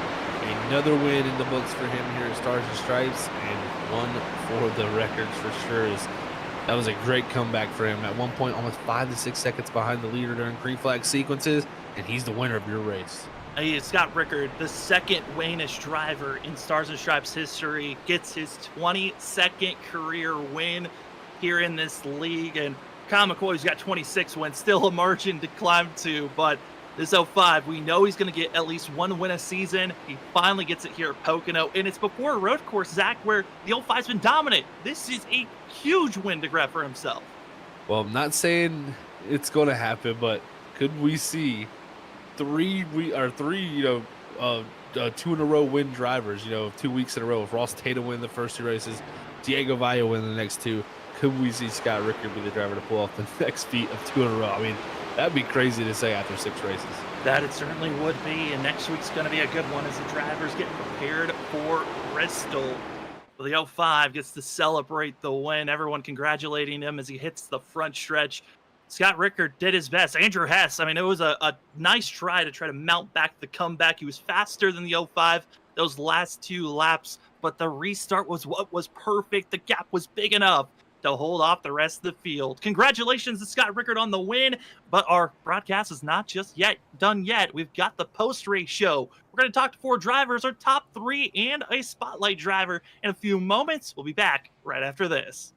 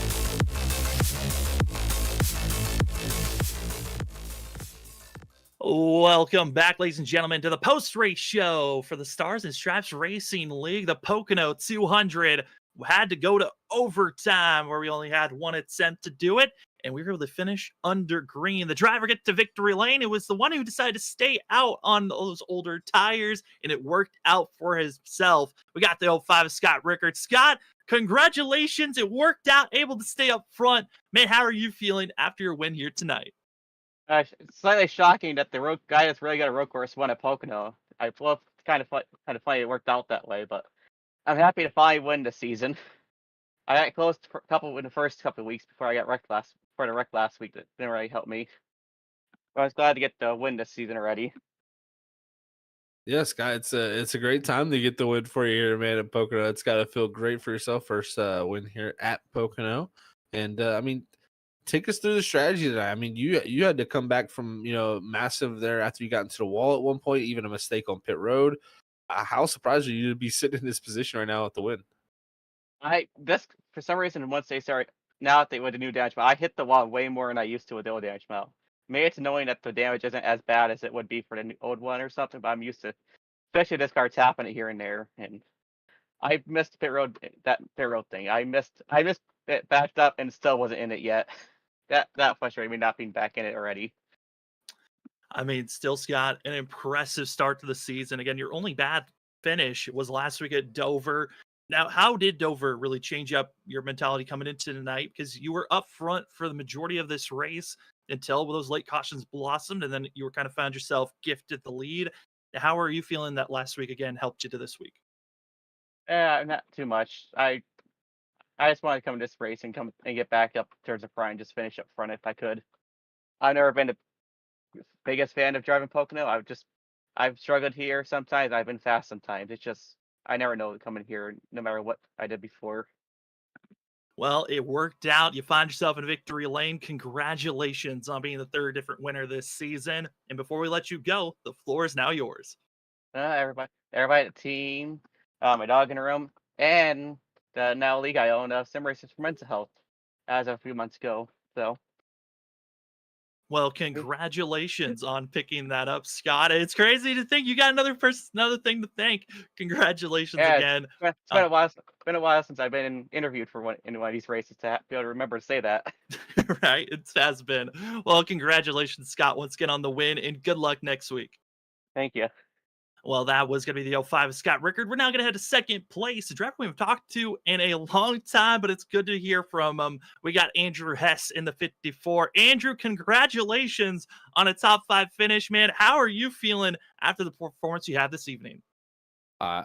I'm shocked the way this season's kind of gone. It seems like every bad luck or ill-timed caution seemed to come out. And I was kidding Josh once the green-white checkered happened. I was like, well, I'm probably getting wadded one way it's going. So I'm just happy to make it out. I would have taken a top 10. So second, I'm ecstatic. Definitely got to feel good for that, Andrew. It's good to see you back up here in the top 3, man. I mean, it looks like you're going to be coming out here tonight, the biggest gainer in points, up 8 spots all the way to the 11th position. How does that feel for the momentum heading into the season? Because I know it's been a rough trying to get everything turned back around. Yeah, I mean, it's great to see myself move up in the points. I mean, there's a few times where you look after the race and you're like, I don't even want to look because it's not going to be good. But yeah, hopefully this turns the season around a little bit. It's just a little rough stretch there, but I try not to think about it too much going into each race and just try to put a good run together. Well, talking about good runs, we're heading to a track where we've seen you have good runs before. And with the upcoming rest of the season, is there another track that you've got circled up that you're saying, okay, maybe this could be the race that I could get myself into victory lane? I mean, I'd like to think that there's a lot of tracks that I could circle just to have that confidence, but I haven't really looked too far ahead. I kind of just been taking it one at a time and then kind of seeing where it shakes out before kind of worrying about that maybe towards playoff time or something. But I have a few favorites that I look forward to, but I don't want to give them away. Well, overall, Andrew, still an incredible run here tonight. Second place, best finish of the season. And before we let you go, the floor is now yours. Well, I always have to start out by thanking you guys for putting on a great broadcast. Anyone that doesn't tune in is definitely missing out. Hopefully tonight was pretty exciting with a bunch of those restarts there. So hope everyone really enjoyed it and keep up the good work. And we'll hopefully get to talk to you guys again next week. Can't wait for it. It helps when you guys put on a great show as well. Good luck next week, Andrew. Thanks, guys. Well, that's going to be your second place finisher of Andrew Hess. And now we got a third place to another driver we can't wait to talk to. That's the 30 of Joshua Robinson. Josh, coming away third place here tonight, part of the group that decided to stay out on the older tires. Man, how are you feeling coming away with third place? I am very content with third. How you guys doing tonight? Well, doing pretty good, Josh. I tell you what, man. I mean, it's got to feel pretty good, like you said, and content with third. I mean, take us through the strategies, though. I mean, we've seen the drivers take the decision to take tires. You decide to stay out. Seems like the call y'all made was the better one. What was going through the decision making there? So it was pretty hard to pass tonight. Once you got, I don't know, 4 or 5 laps on the tires and anything after that, it was extremely hard to pass. You had to either hope the guy in front of you made a little bit of a bobble, got into the wall, or you had to have a really good run, and that was going to be hard to do. So I am typically not the most aggressive driver in the world, and without having any idea how many cars were going to pit, I didn't want to have to go back there and, I think the first 3 weeks of the season, maybe 4 weeks of the season, I made the wrong call. Tonight I finally made the right call. Well, it was certainly a great call for yourself, Josh. We're now going to be moving from Pocono to Bristol. What's the confidence level feeling like heading to the concrete? The Bristol is always a wild card, but I do like the shorter tracks. So I'm looking forward to Bristol. I think the last time we were here, we were in the regular ARCA car, and it was a pretty fun race. So I'm excited to see what the Gen 4 has to offer with the extra horsepower. We're excited for it as well. And before we officially let you go, the floor is now yours for any shout-outs. Thanks to you guys for doing the broadcast. Thanks to the Stars and Stripe League of Mids for putting it on for a good race. Good job to Scott. He had some hard luck in some previous weeks, so good to see him get a win here. And then shout out to Team Spite. We finally pulled it together and got second and third tonight. Well, congratulations on the movement for your team, and hopefully this momentum carries forward. It's going to be the 30 machine of Joshua Robinson. And Josh, good luck next week. Appreciate it, guys. Well, from third place, let's go to our spotlight driver. Going a little bit deeper into the field, 13th position for this 59 machine. We got Max Ward with us. Max, congratulations on a third place finish. One of the bigger movers of the night. Man, how are you feeling coming out of Pocono? Pretty good. I did not think I was going to have that finish. I think I was probably maybe a 20th. I'd have been happy with a top 20 finish, but getting 13th is not bad. I had to dodge a lot of wrecks and try to do some fuel strategy early on, and kind of wish it would have went green the whole way, because I think some people would have ran out of gas the last 5 laps or so, and I would have been looking pretty, but it worked out, so I'm happy.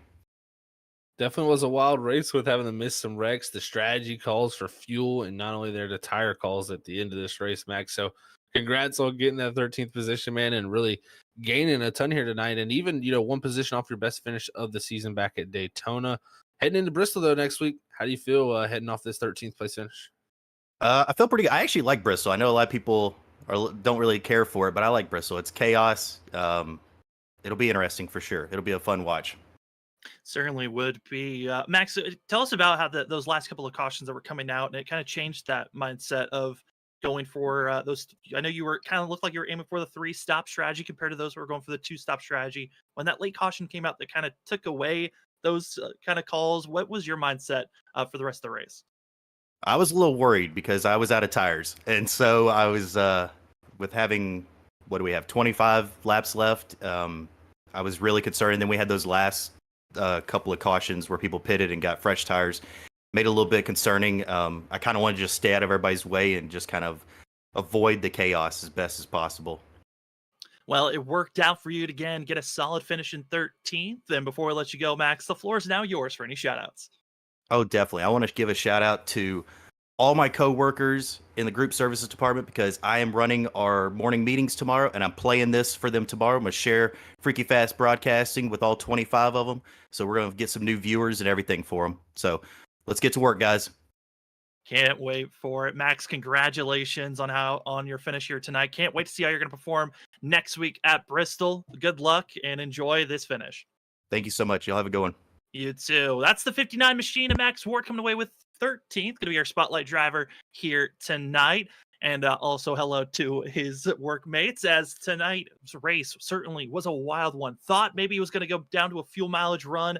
Instead, it was chaos till the very end. Had to go into overtime for our one and only overtime attempt. Zach, certainly a wild race. And honestly, Scott Rickard, he was up in the top 5 for most of that run. I'm surprised that he was the one that came away with the victory at the end of the day. it was pretty much a carousel up front of drivers who were, wow, this guy I think might be circled as the one to beat. Okay, never mind, this guy. It just kept on changing all the way down till really the final few restarts until Scott Ricker got the lead. So what a wild Pocono race. At one point we thought it was a fuel mileage race, and then it turned into a strategy race of miss the wrecks and call the right calls. Miss the wrecks, stay out, keep the track position, and that is what worked out the best for our front four. Let's take a look at our unofficial results for tonight's races. You can see on the replay, plenty of chaos all around, but it went to the 05 as Scott Rickard getting to victory lane. Andrew Haskell in second, Josh Robinson third, fourth goes Kyle Bowling. Those were the drivers that decided to stay out. This is the group of drivers that took tires that were not able to climb forward as much as they wanted. Kyle McCoy up to fifth. Chris Worrell, what a rebound for the sixth machine. He'll move up to sixth position. June White also moved back up into seventh. Ross Tatum in eighth. James Lowe thought maybe he was the driver to watch out for to steal the win at the end, but he'll fall all the way down to ninth. Joshua Altus, solid top 10 run for the 94. Great job by all those drivers in the top 10. As we look through the rest of the order, though, definitely some drivers that were hoping that race maybe played out a little bit differently, especially coming down to the end with a few. But I think the one that stands out more than any of the drivers out there who had a tough night with tons of speed, maybe just some bad decision making, was the back in 25th was the 68 Diego Valle. He's gonna be saying what could have been, maybe could have been his third win in a row, but tonight's gonna exit out here with a top 25. So it's not what he wanted, but still gonna come out here showing that he had speed, and maybe gonna have to learn from some small mistakes. Yeah, those small mistakes certainly did balloon out at the end there, as we had 29 drivers able to take the green and only able to have a few drivers up front. Old tires able to finish out at the end. A lot of big wrecks forced us into overtime late, but it certainly was a blast to cover here on Freaky Fast Broadcasting. Next race and destination going to be at Bristol for the Stars and Stripes next week on Thursday. But for us here at Freaky Fast Broadcasting, we're going to be away for the weekend. But don't you worry, we'll be right back. Monday night is when our 4 races in a row continues on. The ISRC Truck Series will be on Monday night. Tuesday's Full Send Racing Series with Xfinity Car. Wednesday is the WSSR Race Gems Cup Series and the Gen 4 machines. We're right back here once again. Gen 4 machines for Stars and Stripes. Well, Zach, any final thoughts about tonight heading into next week before we get out of here? Well, exciting to see, what Pocono produced here tonight. The biggest track on the schedule, 2.5 miles for an oval, up there with Daytona and Talladega.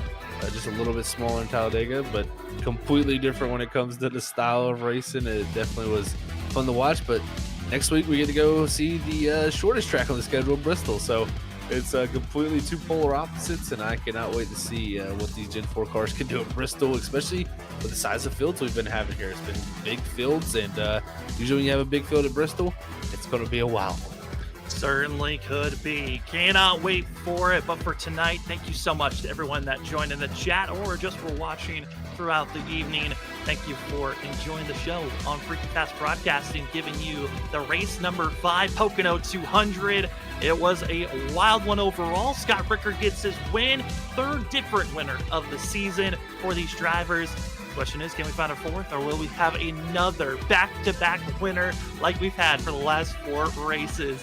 Can't wait for it. But again, our next broadcast, Monday night, the ISRC Truck Series. Gonna be a fun one. But for this evening, for myself, Sam Dyer, for Zach Hall, Robert Morey Jr., and everyone else at Freaky Fast Broadcasting, thank you for joining with us, and we'll see you once again Monday night for the ISRC Truck Series for our next Freaky Fast broadcast.